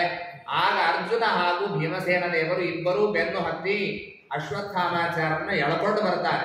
ಅಲ್ಲಿ ಅಶ್ವತ್ಥಾಮಾಚಾರ ತಪ್ಪಿಸ್ಕೊಳ್ಳಿಕ್ಕೆ ಪ್ರಯತ್ನ ಮಾಡಿದ್ರೆ ತಪ್ಪಿಸ್ಕೊಳ್ಳಿಕ್ಕೆ ಆಗೋದಿಲ್ಲ. ಕೊನೆಗೆ ಬ್ರಹ್ಮಾಸ್ತ್ರದ ಪ್ರಯೋಗ ಆಗ್ತದೆ. ಆಮೇಲೆ ಸ್ವಸ್ಯಸ್ತು ದ್ರೋಣಪುತ್ರಾಯ, ಅರ್ಜುನನು ಬ್ರಹ್ಮಾಸ್ತ್ರ ಬಿಡ್ತಾನೆ. ಆದ್ರೆ ಬ್ರಹ್ಮಾಸ್ತ್ರ ಬಿಡುವಾಗ ಅರ್ಜುನನ ಉದ್ದೇಶ ಇದ್ದದ್ದು ಏನು ಅಂದ್ರೆ ಸ್ವಸ್ಯಸ್ತು ದ್ರೋಣಪುತ್ರಾಯ, ಅಶ್ವತ್ಥಾಮಾಚಾರಿಗೆ ಏನಾಗೋದು ಬೇಡ, ನಮಗೂ ಏನಾಗೋದು ಬೇಡ, ಜಗತ್ತಿಗೂ ಕಲ್ಯಾಣ ಆಗಲಿ ಅಂತ ಉದ್ದೇಶದಿಂದ ಅರ್ಜುನ ಬಾಣವನ್ನು ಬಿಡುತ್ತಾನೆ. ಆಗ ವೇದವ್ಯಾಸ ದೇವರು ಆ ಎರಡೂ ಬ್ರಹ್ಮಾಸ್ತ್ರಗಳ ಮಧ್ಯದಲ್ಲಿ ಬಂದು ಇಬ್ಬರನ್ನ ಬೈತಾರೆ. ಹಿಂದೂ ಬ್ರಹ್ಮಾಸ್ತ್ರವನ್ನ ಬಲ್ಲ ದೊಡ್ಡ ದೊಡ್ಡ ಪರಾಕ್ರಮಿಗಳಿದ್ರು, ಎರಡೂ ಬ್ರಹ್ಮಾಸ್ತ್ರ ಸೇರಿತು ಅಂದ್ರೆ ಇಡೀ ಜಗತ್ತಿನಲ್ಲಿರುವ ಎಲ್ಲರೂ ಸತ್ತು ಹೋಗ್ತಾರೆ. ಇಂಥ ಕೆಟ್ಟನ್ನ ನೀವು ಮಾಡ್ಲಿಕ್ಕೆ ಹೊರಟಿದ್ದೀರಿ, ಎರಡೂ ಉಪಸಂಹಾರ ಮಾಡ್ರಿ ಅಂತ ಹೇಳಿದ್ರು. ಆಗ ಅರ್ಜುನ ಆಯ್ತು ಅಂತ ಹೇಳಿ, ಬಹಳ ಆಪತ್ತು ಬಂದಿತ್ತು ಅನ್ನೋದಕ್ಕಾಗಿ ನಾನು ಬಿಟ್ಟಿದ್ದೀನಿ, ನಾನು ಇಲ್ಲಾದ ಬ್ರಹ್ಮಾಸ್ತ್ರ ಬಿಡ್ತಿರ್ಲಿಲ್ಲ ಅಂತ ಅರ್ಜುನ ಹೇಳಿ ಆ ಬ್ರಹ್ಮಾಸ್ತ್ರವನ್ನು ಉಪಸಂಹಾರ ಮಾಡಿದ. ಆದ್ರೆ ಅಶ್ವತ್ಥಾಮಾಚಾರ್ಯ ಉಪಸಂಹಾರ ಮಾಡ್ಲಿಕ್ಕೆ ಆಗ್ಲಿಲ್ಲ. ನೋಡ್ರಿ, ಬ್ರಹ್ಮಚರ್ಯ ಎಷ್ಟು ಸೂಕ್ಷ್ಮ ಇರ್ತದೆ. ನಮ್ಮ ಇವತ್ತಿನ ಕಾನೂನು ನಾವು ಕೆಟ್ಟು ವಿಚಾರ ಮಾಡಿದ್ರೆ ನಮ್ಮನ್ನ ಬಂದಿ ಮಾಡೋದಿಲ್ಲ, ಜೈಲಿಗೆ ಹಾಕೋದಿಲ್ಲ. ಸುಮ್ಮನೆ ತಿಳಿಯಿರಿ, ಯಾವುದೋ ಒಬ್ಬ ಚೀಫ್ ಮಿನಿಸ್ಟರ್ ನಾನು ಕೊಲ್ಲಬೇಕು, ಬಹಳ ದುಷ್ಟ, ಎಲ್ಲರಿಗೆ ತೊಂದರೆ ಕೊಡ್ತಾ ಇದ್ದಾನೆ, ಆದ್ದರಿಂದಾಗಿ ಅವನನ್ನು ಕೊಲ್ಲಬೇಕು ಅಂತ ನಾನು ಮನಸ್ಸಿನಲ್ಲಿ ವಿಚಾರ ಮಾಡಿದೆ ಅಂತ ಹೇಳಿ ಪೊಲೀಸರು ಬಂದು ನನ್ನ ಕಸ್ಟಡಿ ಒಳಗೆ ಹಾಕೋದಿಲ್ಲ.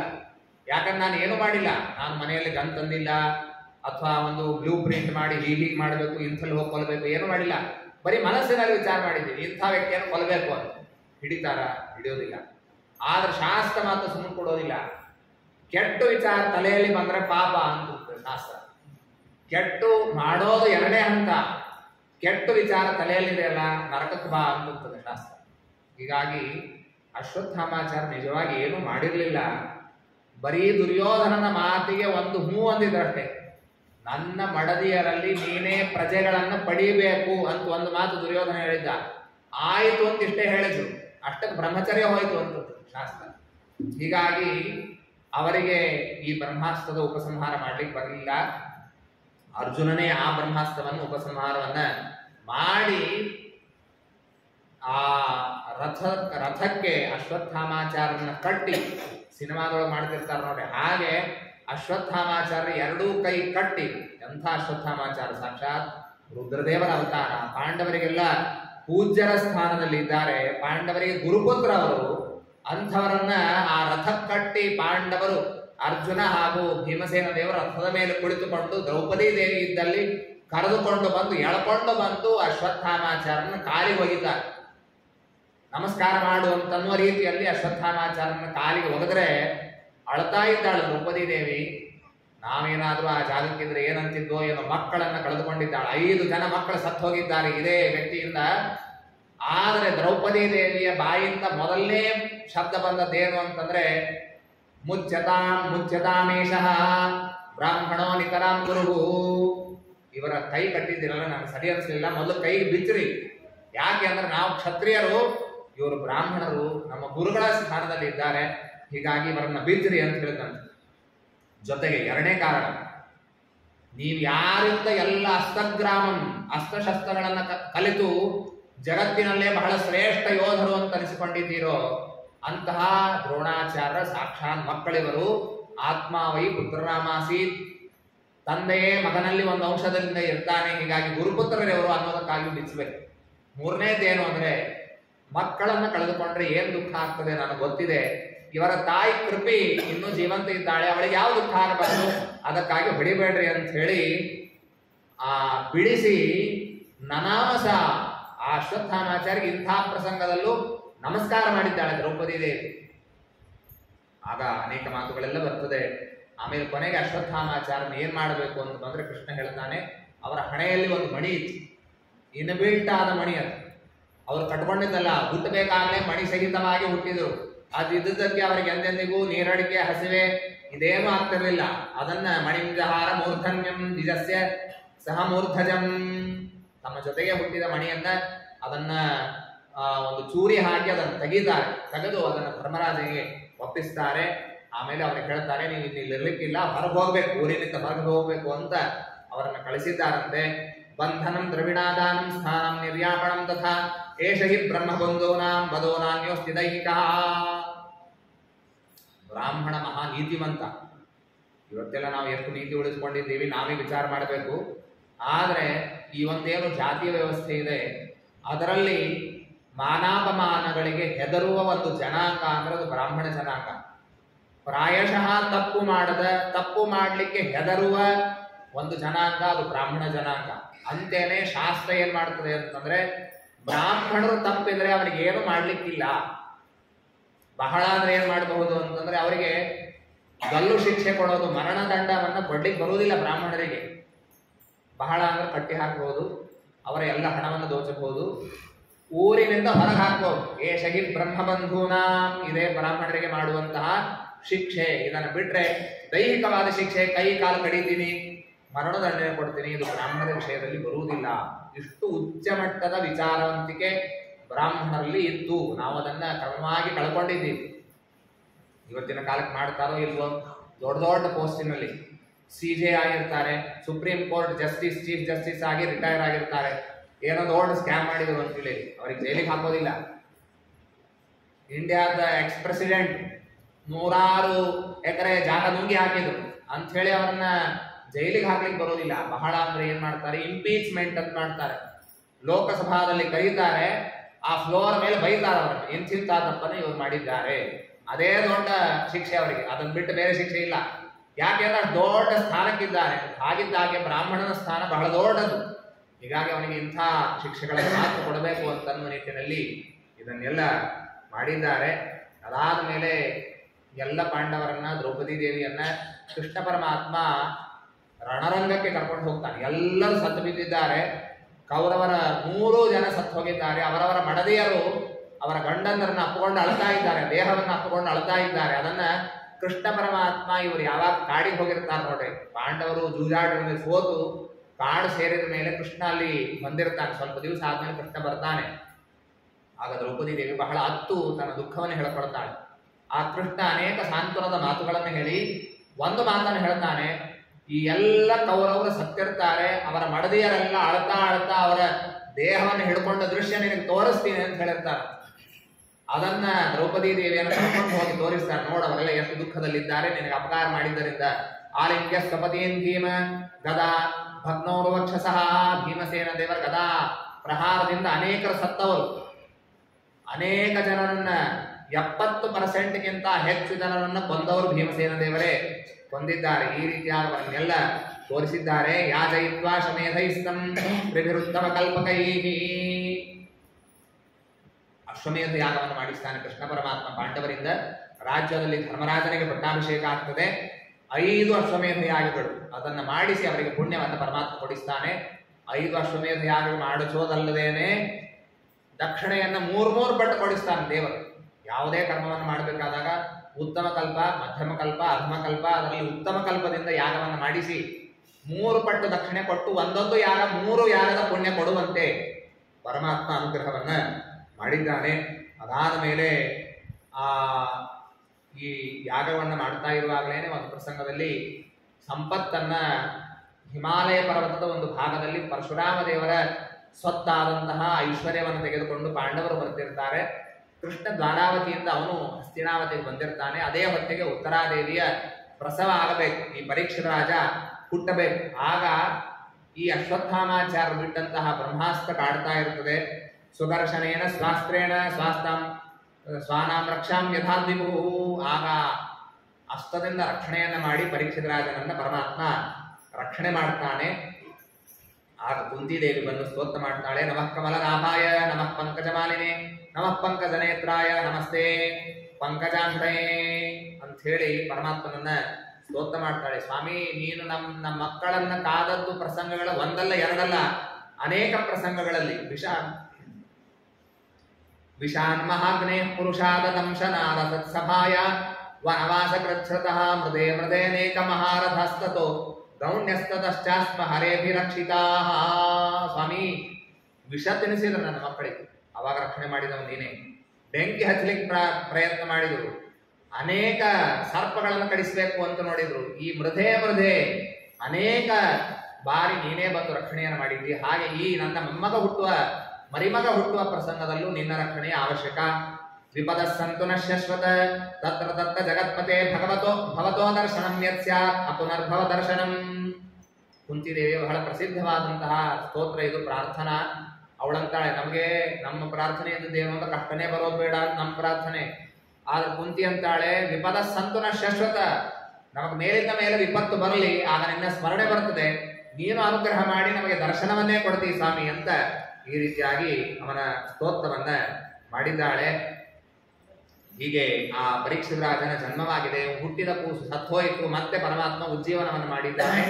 ಅವನಿಗೆ ಪರೀಕ್ಷಿತ್ ಅಂತ ಈ ರೀತಿಯಾಗಿ ಅವನಿಗೆ ಹೆಸರು ಬಂದಿದೆ ಅಂತ ತಿಳಿಸಿಕೊಡ್ತಾರೆ.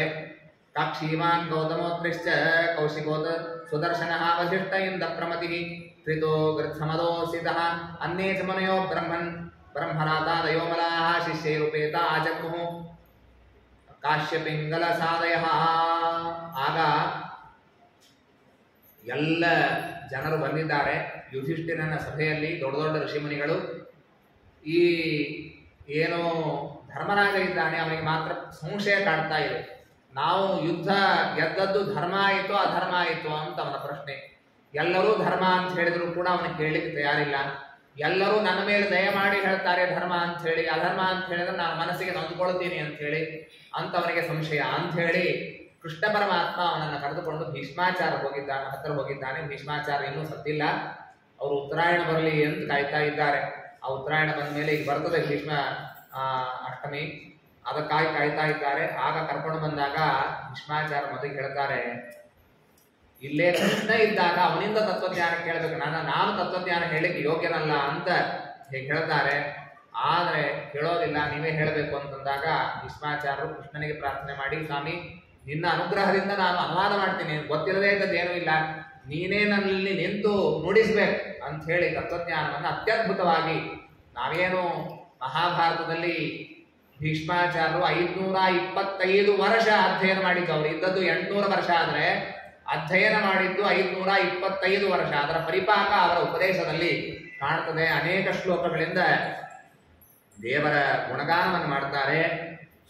ಸ್ವನಿಯಮಂ ಅಪಹಾಯ ಮತ್ ಪ್ರತಿಜ್ಞಾಂ ಮೃತಮಧಿಕರ್ತುಮ ಅವಪ್ಲುತೋ ರಥಸ್ಥಃ ಧತರಥ ಚರಣೋಧಯಾತ್ ಬಲಾಗ್ರೆ ಹರಿರಿವಹಂತು ಮಿಭಂ ಗತೋತ್ತರೀಯಃ. ಸ್ವಾಮಿ ನಿನಗೆ ನಾನು ನಮಸ್ಕಾರ ಮಾಡ್ತೀನಿ, ನಿಜವಾಗಿ ನನ್ನ ಮೇಲೆ ಬಹಳ ನೀನು ಅನುಗ್ರಹ ಮಾಡಿದಿ. ಭೀಷ್ಮಾಚಾರ್ಯ ಅಂತಾರೆ, ಕೃಷ್ಣನ ಒಂದು ಪ್ರತಿಜ್ಞೆ ಇತ್ತು, ನಾನು ಯಾವುದೇ ಪಕ್ಷಕ್ಕೆ ಹೋಗಿದ್ರು ನಾನು ಆಯುಧವನ್ನು ಹಿಡಿಯುವುದಿಲ್ಲ ಅಂತ. ಭೀಷ್ಮಾಚಾರ್ಯ ಪ್ರತಿಜ್ಞೆ ಮಾಡಿದ್ರಂತೆ, ನಾನು ಕೃಷ್ಣನ ಕಡೆಗೆ ಆಯುಧ ಹಿಡಿಸೇ ತೀರ್ತೀನಿ ಅಂತ ಭೀಷ್ಮಾಚಾರ್ಯ ಪ್ರತಿಜ್ಞೆ. ಅಂತೇನೆ ಅವರು ಯುದ್ಧದ ಪ್ರಾರಂಭದಲ್ಲಿ ಬಹಳ ತೀಕ್ಷ್ಣವಾಗಿ ಯುದ್ಧ ಆಡಿದ್ರು. ಪಾಂಡವರು ಸ್ವಲ್ಪ ನಿಧಾನವಾಗಿ ಯುದ್ಧ ಆಡ್ತಿದ್ರಂತೆ, ಆದ್ರೆ ಭೀಷ್ಮಾಚಾರ್ಯ ಬಹಳ ತೀಕ್ಷ್ಣವಾಗಿ ಯುದ್ಧ ಆಡ್ತಾ ಇದ್ರಂತೆ. ಅನೇಕ ಜನರು ಕೊಂದುಬಿಟ್ರು ಅವರು ಪ್ರಾರಂಭದ ದಿನಗಳಲ್ಲಿ. ಒಂದು ದಿವಸ ಕೃಷ್ಣನಿಗೆ ಸಿಟ್ಟು ಬಂದು ಅವನೇನು ಮಾಡಿದ ಅಂದ್ರೆ, ಆ ಲಗಾಮ ಕೈಯಿಂದ ಒಗೆದು ಕೆಳಗೆ ಜಿಗೆದು ಅಲ್ಲೇ ಒಂದು ರಥದ ಗಾಲಿ ಬಿದ್ದಿತ್ತಂತೆ, ಅದನ್ನು ತೆಗೆದುಕೊಂಡು ನಾನು ಭೀಷ್ಮಾಚಾರ್ಯರು ಕೊಂದೇ ಬಿಡ್ತೀನಿ ಅಂತ ಹೊರಟಿದ್ದಂತೆ. ಅವನ ಎಲ್ಲ ಮೇಲೆ ಹೊಚ್ಚಿಕೊಂಡಂತಹ ಶಾಟಿ ಕೆಳಗೆ ಅರ್ಧ ಬಿದ್ದಿತ್ತು, ಅರ್ಧ ಹೆಗಲ ಮೇಲಿತ್ತು. ಆ ಚಿತ್ರ ಬಹಳ ಪ್ರಸಿದ್ಧ, ಇವತ್ತಿಗೂ ಅದರ ಫೋಟೋ ನೋಡ್ತೀರಿ ನೀವು. ಅವನು ಹೊರಟಿದ್ದಾನೆ, ಭೀಷ್ಮಾಚಾರ್ಯ ರಥದ ಮೇಲೆ ನಿಂತಿದ್ದಾನೆ.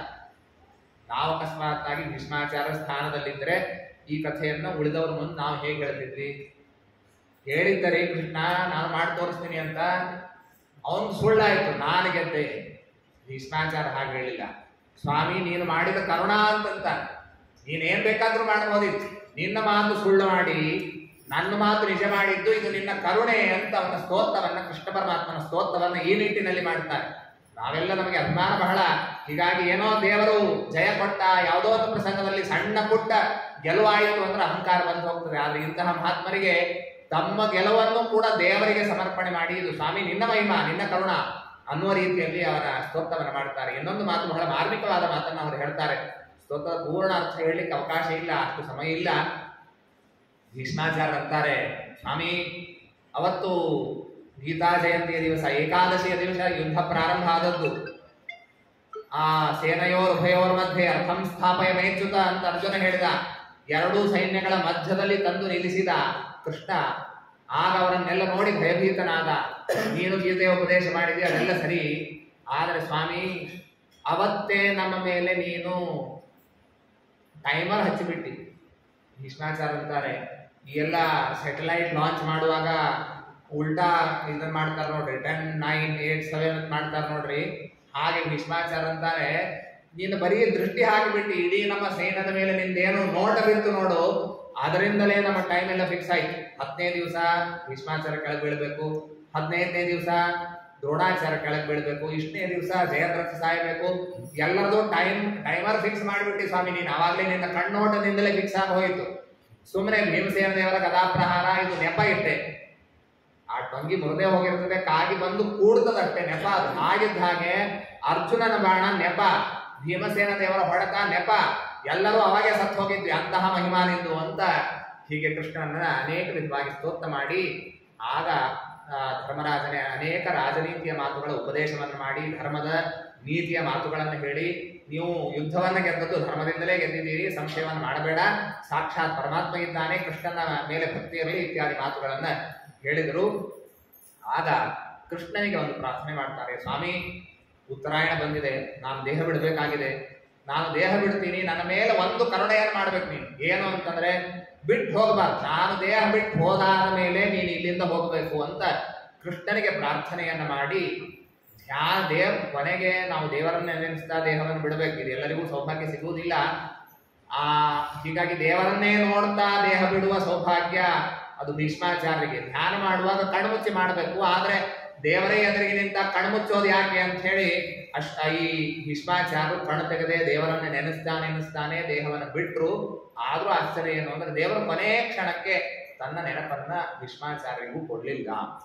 ಕೊನೆ ಕ್ಷಣಕ್ಕೆ ದೇವರ ನೆನಪಾಗೋದು ಅದು ಚರಮ ದೇಹವಿದ್ದರೆ ಮಾತ್ರ. ಮತ್ತೆ ಭೂಮಿಯಲ್ಲಿ ಯಾರಿಗೆ ಅವತಾರ ಆಗೋದಿಲ್ಲವೋ ಅವರಿಗೆ ಮಾತ್ರ ಕೊನೆ ಕ್ಷಣದಲ್ಲಿ ದೇವರ ನೆನಪಾಗ್ತದೆ.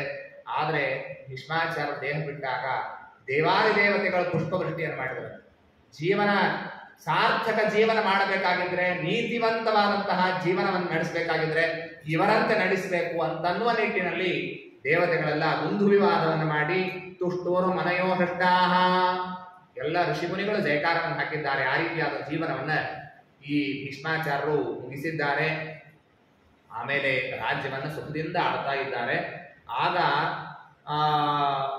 ಒಂದು ಸರಿ ಕೃಷ್ಣ ಪರಮಾತ್ಮ ತಾನು ಇಲ್ಲಿಂದ ಬಿಟ್ಟು ದ್ವಾರಾವತಿಗೆ ಹೋಗ್ತಾನೆ. ಅನೇಕ ಬಾರಿ ಕೃಷ್ಣ ಊರಿಗೆ ಹೋಗ್ತೀನಿ ಅಂದ್ರೆ ಪಾಂಡವರು ಬಿಡೋದೇ ಇಲ್ಲ.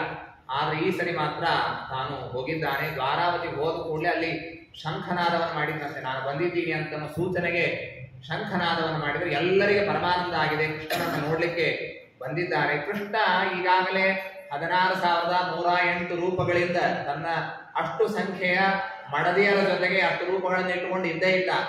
ಆದ್ರೂ ಈ ಮತ್ತೊಂದು ರೂಪದಿಂದ ಬಂದಾಗ ಮತ್ತೆ ಎಲ್ಲರಿಗೆ ಆನಂದ ಆಗಿದೆ. ಇದು ಪರಮಾತ್ಮನ ವಿಚಿತ್ರವಾದಂತಹ ಶಕ್ತಿ. ನಿತ್ಯಂ ನಿರೀಕ್ಷ ಮಾಡಾನಂ ಯದ್ಯಪಿ ದ್ವಾರಕೌಕಸಾಂ ನ ವಿದೃಪ್ಯಂತಿ ಹೀದೃಶಃ ಶ್ರೀಯೋ ಧಾಮಾಂಗಮಚ್ಯುತಂ. ಆದ್ರೂ ದೇವರನ್ನು ನೋಡಿ ಬಹಳ ಸಂತೋಷ ಆಯಿತು ಅಂತ ಹೀಗೆ ವರ್ಣನೆ ಬರ್ತದೆ. ಪರೀಕ್ಷಿತ ರಾಜ ಹುಟ್ಟಿದಾಗ ಎಲ್ಲ ಋಷಿಮುನಿಗಳು ಬಂದು ಅವನ ಜ್ಯೋತಿಷ್ಯವನ್ನು ಹೇಳಿದ್ದಾರೆ. ಇವನು ಧನ್ವಿಗಳಲ್ಲಿ ಶ್ರೇಷ್ಠನಾಗ್ತಾನೆ. ಹುತಾಶೈವ ದುರ್ಧರ್ಷಃ, ಬೆಂಕಿಯನ್ನು ಹತ್ತಿಕ್ಕೋದು ಬಹಳ ಕಷ್ಟ. ಹಾಗೆ ಇವನು ಶತ್ರುಗಳು ಇವರ ಮೇಲೆ ಏನು ಮಾಡ್ಲಿಕ್ಕೆ ಸಾಧ್ಯ ಇಲ್ಲ. ಸಮುದ್ರದಂತೆ ಇವನನ್ನು ದಾಟ್ಲಿಕ್ಕೆ ಆಗೋದಿಲ್ಲ. ಇವನ ವಿಕ್ರಾಂತ, ಇವನ ಏನು ಧೀರತೆ ಇರ್ತದೆ ಅದು ಸಿಂಹದಂತೆ ಇರ್ತದೆ. ನಿಷೇವ್ಯೋ ಹಿಮವಾಲಿವ, ಇವನ ಸೇವೆಯನ್ನು ಎಲ್ಲರೂ ಮಾಡ್ತಾರೆ. ಇವನು ರಂತಿದೇವನಂತೆ ಉದಾಹರಣಾಗ್ತಾನೆ, ಯಾದಿಯಂತೆ ಧಾರ್ಮಿಕನಾಗ್ತಾನೆ ಅಂತೆಲ್ಲ ಮಾತುಗಳನ್ನು ಹೇಳಿ ರಾಮನಂತೆ ಇವನು ನೀತಿವಂತನಾಗ್ತಾನೆ ಅಂತ ಹೇಳಿ ಕೊನೆಗೆ ಹೇಳುವಾಗ ತಕ್ಷಕನಿಂದ ಇವನ ಮರಣ ಆಗ್ತದೆ ಅಂತ ಹೇಳಿ ಆ ಮಾತನ್ನು ಕೂಡ ಹೇಳಿದ್ದಾರೆ. ಇತ್ತ ವಿದುರನ ತೀರ್ಥಯಾತ್ರೆ ಎಲ್ಲ ಕಥೆಯನ್ನ ತಿಳಿಸಿಕೊಡುತ್ತಾರೆ. ಪ್ರತಿಕ್ರಿಯಾನ ಯಸ್ಯೇಹ ಕುತಶ್ಚಿತ್ ಕರ್ಹಿಚಿತ್ ಪ್ರಭೋ ಸಯೇಷ ಭಗವಾನ್ ಕಾಲಃ ಸರ್ವೇಷಾನ್ನ ಸಮಾಗತಃ ಅಹೋ ಮಹೀಯಸಿ ಜಂತೋ ಜೀವಿತಾಶಾಯ ಭವಾನ್ ಭೀಮಾಪವರ್ಜಿತಂ ಪಿಂಡಂ ಆದತ್ಸೆ ಗೃಹಪಾಲವತ್. ಎಲ್ಲ ಆದ ಮೇಲೆ ವಿದುರ, ಧೃತರಾಷ್ಟ್ರ, ಕುಂತಿ ಹಾಗೂ ಗಾಂಧಾರಿ ಇವರೆಲ್ಲ ವೈರಾಗ್ಯದಿಂದ ತಾವು ಹಿಮಾಲಯ ಪರ್ವತಕ್ಕೆ ಹೋಗಿ ಅಲ್ಲಿ ಸಾಧನೆಯನ್ನ ಮಾಡಿಕೊಳ್ಳುತ್ತಾರೆ. ಕೆಲವು ಕಾಲ ಆದಮೇಲೆ ಅವರು ಕೂಡ ತಮ್ಮ ಯೋಗಾಗ್ನಿಯಿಂದ ದೇಹವನ್ನ ಬಿಡುತ್ತಾರೆ. ಆ ಮಾತನ್ನ ನಾರದರು ಬಂದು ಧರ್ಮರಾಜನಿಗೆ ತಿಳಿಸುತ್ತಾರೆ ಅಂತನ್ನುವ ಮಾತುಗಳನ್ನೆಲ್ಲ ತಿಳಿಸಿಕೊಡುತ್ತಾರೆ. ಭ್ರಷ್ಟಶ್ರಿಯೋ ನಿರಾನಂದಾಹ ಕಿಮಹಂ ದರ್ಶಯಂತಿರಃ ರಾಜ್ಞ ಪ್ರತ್ಯಾಗ ಗಮದ್ಬ್ರಹ್ಮನ್ ಯದು ಕುರ್ಯಾ ಕಪಿಧ್ವಜಃ ಅಧೋವದನಂ ಅಭ್ಯಂದೂನ್ ಮುಂಚಂತಂ ನಯನಾಂಚಯೋಹೋ. ಇನ್ನು ಕೃಷ್ಣ ಪರಮಾತ್ಮ ಪರಂಧಾಮಕ್ಕೆ ತೆರಳಿದಂತಹ ಕಥೆಯನ್ನು ತಿಳಿಸ್ತಾರೆ. ಅರ್ಜುನ ಒಂದು ಬಾರಿ ಆ ಧಾರಾವತಿ ಹೋಗಿರ್ತಾನೆ. ಹಿಂದಿರುಗಿ ಬರುವಾಗ ಮುಖ ಕೆಳಗೆ ಹಾಕಿಕೊಂಡು ಬರ್ತಾನೆ. ಆಗ ಅವನನ್ನ ನೋಡಿ ಧರ್ಮರಾಜ ಕೇಳ್ತಾನೆ, ಯಾಕೆ ಹೀಗೆ ಮುಖ ಇದೆ ಅಂತಂದ್ರೆ ಅರ್ಜುನ ಹೇಳ್ತಾನೆ, ವಂಚಿತೋ ಮಹಾರಾಜ ಹರಿಣ ಬಂಧುರೂಪಿಣ ಏನಮೇ ಪಹೃತಂ ತೇಜಃ ದೇವ ವಿಸ್ಮಾಪನಂ ಮಹತ. ನನಗೆ ವಂಚನೆ ಆಗೋಯ್ತು ಸ್ವಾಮಿ, ಕೃಷ್ಣ ಪರಮಾತ್ಮ ಪರಂಧಾಮಕ್ಕೆ ತೆರಳಿದ್ದಾನೆ ಅಂತ ಹೇಳಿ ಹೇಳ್ತಾನೆ. ಎಲ್ಲ ನಡೆದ ಘಟನೆಗಳನ್ನು ಹೇಳ್ತಾನೆ. ಆ ದೇವರ ಮಹಾತ್ಮ್ಯವನ್ನ ಹೇಳ್ತಾ ಅರ್ಜುನ ಒಂದು ಮಾತನ್ನು ಹೇಳ್ತಾನೆ, ಬಹಳ ಅದ್ಭುತವಾದ ಮಾತನ್ನು ಹೇಳ್ತಾನೆ. ತದ್ವೈ ಧನುಸ್ತೈ ಶವಸ್ಸರಥೋ ಹಯಾಸ್ತೆ ಸೋಹಂ ರಥೀ ನಪತಯೋ ಯತಾಮನಂತಿ ಸರ್ವಂ ಕ್ಷಣೇನ ತದಭೂತ್ ಅಸದೀಶರಿಕ್ತಂ ಭಸ್ಮನ್ಭೂತಂ ಕ್ವಹ ಕರಾದ್ಧಮಿವೋಕ್ತಂ ಮೂಷೇ. ಅದೇ ರಥ, ಅದೇ ಬತ್ತಳಿಕೆ, ಅದೇ ಧನುಸ್ಸು, ಅದೇ ಅರ್ಜುನ, ಎಲ್ಲ ಅದೇ ಇದೆ. ಮೈನಸ್ ಇದ್ದದ್ದೇನು ಅಂದ್ರೆ ಕೃಷ್ಣ ಒಬ್ಬನೇ ಇಲ್ಲ. ಹೀಗಾಗಿ ಭಸ್ಮನ್ಭುತಂ ಕ್ವಹ ಕರಾದ್ಧಮಿವೋಕ್ತಂ ಮೂಷೇ. ಕೃಷ್ಣ ಇಲ್ಲದೆ ಇದ್ದದ್ದಕ್ಕೆ ನನಗೇನು ಮಾಡ್ಲಿಕ್ಕಾಗ್ಲಿಲ್ಲ. ಕೃಷ್ಣ ಪರಂಧಾಮಕ್ಕೆ ಹೋದ, ಅವನ 16,108 ಜನರ ಮಡದಿಯರನ್ನ ಕಾಪಾಡ್ಲಿಕ್ಕೆ ನಾನು ಹೋದ್ರೆ ಅನೇಕ ಮ್ಲೇಚ್ಛರು ಬಂದು ಅರ್ಜುನನ ಎದುರಿನಲ್ಲಿ ಕೃಷ್ಣ ಪರಮಾತ್ಮನ ಮಡದಿಯರನ್ನು ಅಪಹಾರ ಮಾಡಿಕೊಂಡು ಹೋಗಿದ್ದಾರೆ. ಏನು ಮಾಡ್ಲಿಕ್ಕಾಗ್ಲಿಲ್ಲ. ಬತ್ತಳಿಕೆಗಳಲ್ಲಿರುವ ಬಾಣಗಳು ಖಾಲಿ ಆಯಿತು. ಗಾಂಡೀವ ಧನಸ್ಸನ್ನು ತೆಗೆದುಕೊಂಡು ಕೆಲವರಿಗೆ ಹೊಡೆದಿದ್ದಾನೆ, ಆದರೆ ಎಲ್ಲರಿಗೂ ಹೊಡಿಲಿಕ್ಕೆ ಆಗ್ಲಿಲ್ಲ. ಕೆಲವರನ್ನು ಮಾತ್ರ ರಕ್ಷಣೆ ಮಾಡ್ಲಿಕ್ಕಾಯಿತು. ಇದು ಕೃಷ್ಣನ ಜಯ. ಅಂದ್ರೆ ನೋಡ್ರಿ, ಕೃಷ್ಣ ಇದ್ದ ಅನ್ನೋದಕ್ಕಾಗಿ ಅಲ್ಲಿ ಯುದ್ಧದಲ್ಲಿ ಗೆಲುವಾಗಲಿಕ್ಕೆ ಸಾಧ್ಯ ಆಯಿತು, ಇಲ್ಲ ಅಂದ್ರೆ ಆಗ್ತಿರ್ಲಿಲ್ಲ. ನಕೇಶವ ರಥೇ ಕಶ್ಚಿತ್ ಸ್ಥಿತೋ ಯಾತಿ ಪರಾಜಯಂ. ದೇವರ ರಥದಲ್ಲಿ ಕುಳಿತವರಿಗೆ ಯಾರಿಗೂ ಸೋಲಿಲ್ಲ. ಹೀಗಾಗಿ ಅದು ಕೃಷ್ಣ ಪರಮಾತ್ಮ ನಮ್ಮನ್ನು ಬಿಟ್ಟು ಹೋಗಿದ್ದಾನೆ ಅಂತ ಮಾತು ಕೇಳಿ ಪಾಂಡವರಿಗೂ ಇಲ್ಲಿ ಉತ್ತರ ಪ್ರಸ್ಥಾನಕ್ಕೆ ಹೊರಡ್ತಾರೆ. ಪರೀಕ್ಷಿತ ರಾಜನನ್ನ ಪಟ್ಟಾಭಿಷೇಕ ಮಾಡಿ ಅವರು ಕೂಡ ಉತ್ತರ ಪ್ರಸ್ಥಾನಕ್ಕೆ ಅಂತ ಹೊರಟಿದ್ದಾರೆ. ಇತ್ತ ಪರೀಕ್ಷಿತ ರಾಜ ತಾನು ರಾಜ್ಯವನ್ನು ಆಳ್ತಾ ಎಲ್ಲ ಸುಖದಿಂದ ಇತ್ತು. ಕಲಿಯ ನಿಗ್ರಹವನ್ನು ಮಾಡಿದಂತಹ ಕಥೆಯನ್ನು ಹೇಳ್ತಾರೆ. ಕಲಿಯನ್ನ ನಿಗ್ರಹ ಮಾಡಿ ಅವನ ರಾಜ್ಯದಲ್ಲಿ ವಿಪ್ಲವ ನಡೆದಿತ್ತು. ಆ ಧರಾದೇವಿ ಮತ್ತು ಧರ್ಮರಾಜ, ಇದು ವೃಷಭ ಮತ್ತು ಆಕಳ ರೂಪದಲ್ಲಿ ಸಂವಾದ ಇರ್ತದೆ. ಅದನ್ನು ಕೇಳಿ ಆ ಕಲಿಯ ನಿಗ್ರಹ ಮಾಡಬೇಕು ಅಂತ ಬೆನ್ನಹತ್ತಾನೆ. ಆಗ ಕಲಿ ಶರಣಾಗತನಾಗಿ ಬರ್ತಾನೆ. ಆಗ ದ್ಯೂತಂ ಪಾನಂ ಸ್ತ್ರೀಯಸ್ಸೂನ ಯತ್ರ ಧರ್ಮಶ್ಚತುರ್ವಿಧ 4 ಸ್ಥಾನಗಳನ್ನು ಅವನಿಗೆ ಕೊಟ್ಟಿದ್ದಾನೆ. ಲೆದ್ದಾಡುವ ಸ್ಥಳ, ಮದ್ಯಪಾನ ಮತ್ತು ಕೆಟ್ಟ ಸ್ತ್ರೀಯರು ಮತ್ತು ಪಶುಹಿಂಸಾ ಎಲ್ಲ ಆಗ್ತದೆ ಈ 4 ಸ್ಥಳ ಅಂತ ಹೇಳಿದ. ಆಗ ಕಲಿ ಕೇಳುತ್ತಾನೆ, ಇನ್ನೊಂದು ಜಾಗ ಬೇಕು ಅಂತ ಕೇಳಿದ್ದಕ್ಕೆ ಬಂಗಾರವನ್ನು ಜಾತವೇದ ಮದಾತ್ ಪ್ರಭು ಬಂಗಾರವನ್ನ ಕೊಟ್ಟಿದ್ದಾನಂತೆ. ಹೀಗೆ ಕಲಿಯ ನಿಗ್ರಹವನ್ನು ಮಾಡಿದಂತಹ ದೊಡ್ಡ ಕೀರ್ತಿ ಅದು ಪರೀಕ್ಷಿತ ರಾಜನಿಗೆ ಸೇರ್ತದೆ. ಈ 1ನೇ ಸ್ಕಂದದ ಕೊನೆ ಭಾಗದಲ್ಲಿ ಪರೀಕ್ಷಿತ ರಾಜ ಬೇಟೆಗೆ ಅಂತ ಹೋಗಿರ್ತಾನೆ. ಬೇಟೆ ಮುಗಿದಾದ ಮೇಲೆ ನೀರಡಿಕೆ ಆಯಿತು. ಹುಡುಕ್ತಾ ಹೋದ, ಎಲ್ಲೂ ಸಿಗಲಿಲ್ಲ. ಶಮೀಕ ಋಷಿಗಳ ಆಶ್ರಮವನ್ನು ಪ್ರವೇಶ ಮಾಡಿದ. ಶಮೀಕ ಋಷಿಗಳು ಧ್ಯಾನಂಗತರಾಗಿರ್ತಾರೆ, ಸಮಾಧಿ ಮೇಲಿರ್ತಾರೆ. ಹೊರಗೆ ಯಾರು ಬಂದಿದ್ದಾರೆ ಗೊತ್ತಾಗೋದಿಲ್ಲ. ರಾಜನಿಗೆ ಮೊದಲೇ ನೀರಡಿಕೆಯಿಂದ ಬಹಳ ತೊಂದರೆ ಆಗಿತ್ತು. ಶಮೀಕ ಋಷಿಗಳು ನೀರು ಕೊಡಲಿಲ್ಲ ಅಂತ ಹೇಳಿ ಸಿಟ್ಟಿಗೆದ್ದು ಸತ್ತ ಹಾವನ್ನು ಅವರ ಕೊರಳಲ್ಲಿ ಹಾಕಿ ಬಂದ. ಮನೆಗೆ ಬಂದು ನೀರು ಕುಡಿದು ಸ್ವಲ್ಪ ಸಮಾಧಾನ ಆದ ಮೇಲೆ ಅನಿಸ್ತು, ನಾನು ಮಾಡಬಾರದ ಕೆಲಸವನ್ನು ಮಾಡಿದೆ, ಮಹಾತ್ಮರ ಕೊರಳಲ್ಲಿ ಹಾವು ಹಾಕಿದೆ ಅಂತ ಅನ್ಕೊಳ್ತಾ ಇದ್ದ. ಅಷ್ಟರಲ್ಲಿ ಒಬ್ಬ ಗೌರಮುಖ ಎಂಬ ಶಮೀಕ ಋಷಿಗಳ ಶಿಷ್ಯ ಬಂದು ಹೇಳ್ತಾನೆ, ನಿಮಗೆ ಶಮೀಕ ಋಷಿಗಳ ಮಗ ಶೃಂಗಿ ಅವನು ಶಾಪ ಕೊಟ್ಟಿದ್ದಾನೆ. ಇವತ್ತಿನಿಂದ 7ನೇ ದಿವಸಕ್ಕೇನೆ ತಕ್ಷಕ ಬಂದು ನಿಮ್ಮನ್ನ ಕಚ್ಚಿ ಸಂಹಾರ ಮಾಡ್ತಾನೆ ಅಂತ ಹೇಳಿಬಿಟ್ಟ. ಆಗ ಅದೇ ಕ್ಷಣದಲ್ಲಿ ಪರೀಕ್ಷಿತ ರಾಜ ರಾಜ್ಯವನ್ನ ಬಿಟ್ಟು ಗಂಗಾ ನದಿಯ ದಂಡೆಗೆ ಹೋಗ್ತಾರೆ. ಆಗಿನ ಕಾಲಕ್ಕೆ ವಾಟ್ಸ್ಆ್ಯಪ್ ಇಲ್ಲ, ಸ್ಟೇಟಸ್ ಇಡೋದಿಲ್ಲ, ಮೆಸೇಜ್ ಕಳಿಸೋದಿಲ್ಲ. ಒಂದೇ ಕ್ಷಣದಲ್ಲಿ ರಾಜನಿಗೆ ಶಾಪ ಆಗಿದೆ. ಪರೀಕ್ಷಿತ ರಾಜ್ಯ ಬಿಟ್ಟು ಗಂಗಾ ನದಿಯ ದಂಡೆಗೆ ಹೋಗಿದ್ದಾನೆ ಅಂತ ಗೊತ್ತಾಗೋದಷ್ಟೇ ಅಲ್ಲದೇನೆ ಎಲ್ಲ ದೊಡ್ಡ ದೊಡ್ಡ ಜ್ಞಾನಿಗಳು ಎಲ್ಲರೂ ಕೂಡ ಗಂಗಾ ನದಿಯ ದಂಡೆಗೆ ಬರ್ತಾರೆ. ದೇವರ ಇಚ್ಛೆಯಿಂದ ಶುಕಾಚಾರ್ಯರು ಕೂಡ ಅಲ್ಲಿ ಬಂದಿದ್ದಾರೆ. ಸಮಾಗತ ಸರ್ವತಯೇವ ಸರ್ವೇ ವೇದಾಯತಾಮೂರ್ತಿ ಧರಾಸ್ತ್ರಿ ಪೃಷ್ಠೆ. ವೇದಾಭಿಮಾನಿ ದೇವತೆಗಳು ಸ್ವರ್ಗದಲ್ಲಿ ಕಗ್ಗಳಿಸ್ಬೇಕಲ್ಲ, ಹಾಗಿದ್ದ ಹಾಗೆ ದೊಡ್ಡ ದೊಡ್ಡ ಜ್ಞಾನಿಗಳೆಲ್ಲ ಅಂತಿರ್ತಾರೆ. ನೋಡ್ರಿ, ಇವರು ಅಡ್ಡಾಡೋ ಲೈಬ್ರರಿ ಇದ್ದಾಗ್ರಿ ಇವರು ಅಂತಂತಿರ್ತಾರೆ ದೊಡ್ಡ ದೊಡ್ಡ ಜ್ಞಾನಿಗಳನ್ನು ನೋಡಿದಾಗ. ಹಾಗೆ ಭಾಗವತ ಹೇಳುತ್ತದೆ, ಇವರು ಒಬ್ಬೊಬ್ಬರು ಒಂದೊಂದು ವೇದ ಇದ್ದಂತೆ ಇವರೆಲ್ಲ ಬಂದಿದ್ದಾರೆ. ಎಲ್ಲ ಋಷಿಗಳ ಹೆಸರನ್ನು ಉಲ್ಲೇಖ ಮಾಡಿದ್ದಾರೆ. ಅತ್ರಿ, ಪರಾಶರ, ವಸಿಷ್ಠ, ಚಮನ, ಭರದ್ವಾನ್, ಅರಿಷ್ಟನೇಮಿ, ಭೃಗು, ಅಂಗಿರ, ಹೀಗೆಲ್ಲ ಗಾಧಿರಾಜ, ಪರಶುರಾಮ ದೇವರು, ಸ್ವಯಂ ವೇದವ್ಯಾಸ ದೇವರು ಇವರೆಲ್ಲ ಅಲ್ಲಿ ಬಂದಿದ್ದಾರೆ. ಯಾವ ಇಲಸಶ್ರೀ ತುಳಸಿ ನಿಮಿಶ್ರ ಕೃಷ್ಣಾಂಗ್ರಿರೇಣ್ವಭ್ಯದಿ ಕಾಂಬೋನೇತ್ರಿ ಪುನತ್ಯಶೇಷಾಮಭಯತ್ರ ಲೋಕಾನ್ ಕಸ್ತಾಂನ ಸೇವೇತ ಮರಿಷ್ಯಮಾಣಃ. ಗಂಗಾ ನದಿಯ ಪವಿತ್ರವಾದಂತಹ ದಂಡೆಯಲ್ಲಿ ಉತ್ತರಾಭಿಮುಖವಾಗಿ ಕುಳಿತಿದ್ದಾನೆ. ಶುಕಾಚಾರ್ಯರು ಬಂದಿದ್ದಾರೆ. ಅವರಿಗೆ ಸಾಷ್ಟಾಂಗ ನಮಸ್ಕಾರ ಹಾಕಿ ಅವರಿಗೆ ಪಾದಪೂಜೆಯನ್ನು ಮಾಡಿ ಅವರನ್ನ ಕೂಡಿಸಿದ್ದಾನೆ ದಿವ್ಯಾಸನದಲ್ಲಿ. ಯೇಷಾಂ ಸಂಸ್ಮರಣಾತ್ಮಂ ಸಹ ಸದ್ಯ ಶುದ್ಧಂತಿ ವೈಗ್ರಹಾಃ. ನಿಮ್ಮಂಥವರ ದರ್ಶನ ಆದ್ರೇನೆ ಜೀವನ ಪವಿತ್ರ ಆಗ್ತದೆ. ಶುಕಾಚಾರ್ಯರಿಗೆ ಇದ್ದದ್ದು 16 ವರ್ಷದ ಬಾಲಕ. ಎಷ್ಟು ವಿರಕ್ತರಿವರು ಅಂತಂದ್ರೆ ಅವರು ಬಟ್ಟೆಯನ್ನು ಹಾಕಿಲ್ಲ. ಊರಿನಲ್ಲಿ ಬರ್ತಾ ಇದ್ರೆ ಸಣ್ಣ ಸಣ್ಣ ಮಕ್ಕಳೆಲ್ಲ ಕಲ್ಲು ಒಗಿತಿದ್ದಾರಂತೆ, ಹುಚ್ಚೆ ಇರಬೇಕು ಇವರು. ಆದ್ರೆ ಈ ಜ್ಞಾನಿಗಳ ಮಧ್ಯದಲ್ಲಿ ಶುಕಾಚಾರ್ಯ ಬಂದ ಕೂಡಲೇ ಎಲ್ಲ ಋಷಿಮುನಿಗಳು ರಾಜ ಎಲ್ಲಾರು ಎದ್ದು ಬಿಟ್ರು. ಅದನ್ನ ನೋಡಿ ಹಂಗಾದ್ರೆ ಬಹಳ ದೊಡ್ಡವರು ಇರಬೇಕು ಅಂತ ಅವರಿಗೆಲ್ಲ ಗೊತ್ತಾಯ್ತಂತೆ. ಅಂಥವರನ್ನ ದೊಡ್ಡ ಆಸನದಲ್ಲಿ ಉಳಿಸಿ ಪರೀಕ್ಷರಾಜ ಕೇಳ್ತಾ ಇದ್ದಾನೆ. ಪುರುಷಸ್ಯೇಹ ಯತ್ಕಾರ್ಯಂ ಪ್ರಿಯಮಾಣಸ್ಯ ಸರ್ವದಾ. ಮರಣಾಭಿಮುಖನಾದಂತಹ ವ್ಯಕ್ತಿ ಮಾಡಬೇಕಾದ ಕರ್ತವ್ಯ ಕರ್ಮಗಳನ್ನು ತಿಳಿಸಬೇಕು ಅಂತ. ಏನನ್ನು ಜಪ ಮಾಡಬೇಕು, ಏನು ಕರ್ತವ್ಯ ಕರ್ಮಗಳೇನು, ಏನು ಸ್ಮರಣೆ ಮಾಡಬೇಕು, ಏನು ಭಜನೆಯನ್ನು ಮಾಡಬೇಕು, ಗುರುಹಿಯತ್ವ ವಿಪರ್ಯಂ ಅಥವಾ ಏನು ಮಾಡಬಾರದು, ಇದನ್ನು ಎಲ್ಲ ತಿಳಿಸಿಕೊಡಬೇಕು ಅಂತ ಪ್ರಾರ್ಥನೆ ಮಾಡಿದ್ದಕ್ಕೆ ಶುಕಾಚಾರ್ಯರು ಆ ಪರೀಕ್ಷಿತ ರಾಜನಿಗೆ ಧೈರ್ಯವನ್ನು ಹೇಳಿ ಆ ಭಗವಂತನ ಮಹಿಮಾವನ್ನು ಹೇಳಲಿಕ್ಕೆ ಪ್ರಾರಂಭ ಮಾಡುತ್ತಾರೆ. ಆ ಕಥೆಯನ್ನು ಮತ್ತೆ ನಾಳಿನ ದಿವಸ ಕೇಳುವ ಪ್ರಯತ್ನವನ್ನು ಮಾಡೋಣ ಅಂತ ಹೇಳ್ತಾ ಇಂದಿನ ಈ ಸೇವೆಯನ್ನು ಅಸ್ಮದ್ಗುರು ಅಂತರ್ಗತ ಭಾರತೀಯ ರಮಣ ಮುಖ್ಯ ಪ್ರಾಣ ಅಂತರ್ಗತ ಭಗವಂತನಿಗೆ ಸಮರ್ಪಣೆಯನ್ನು ಮಾಡೋಣ. ಶ್ರೀಕೃಷ್ಣ ಅರ್ಪಣಮಸ್ತು.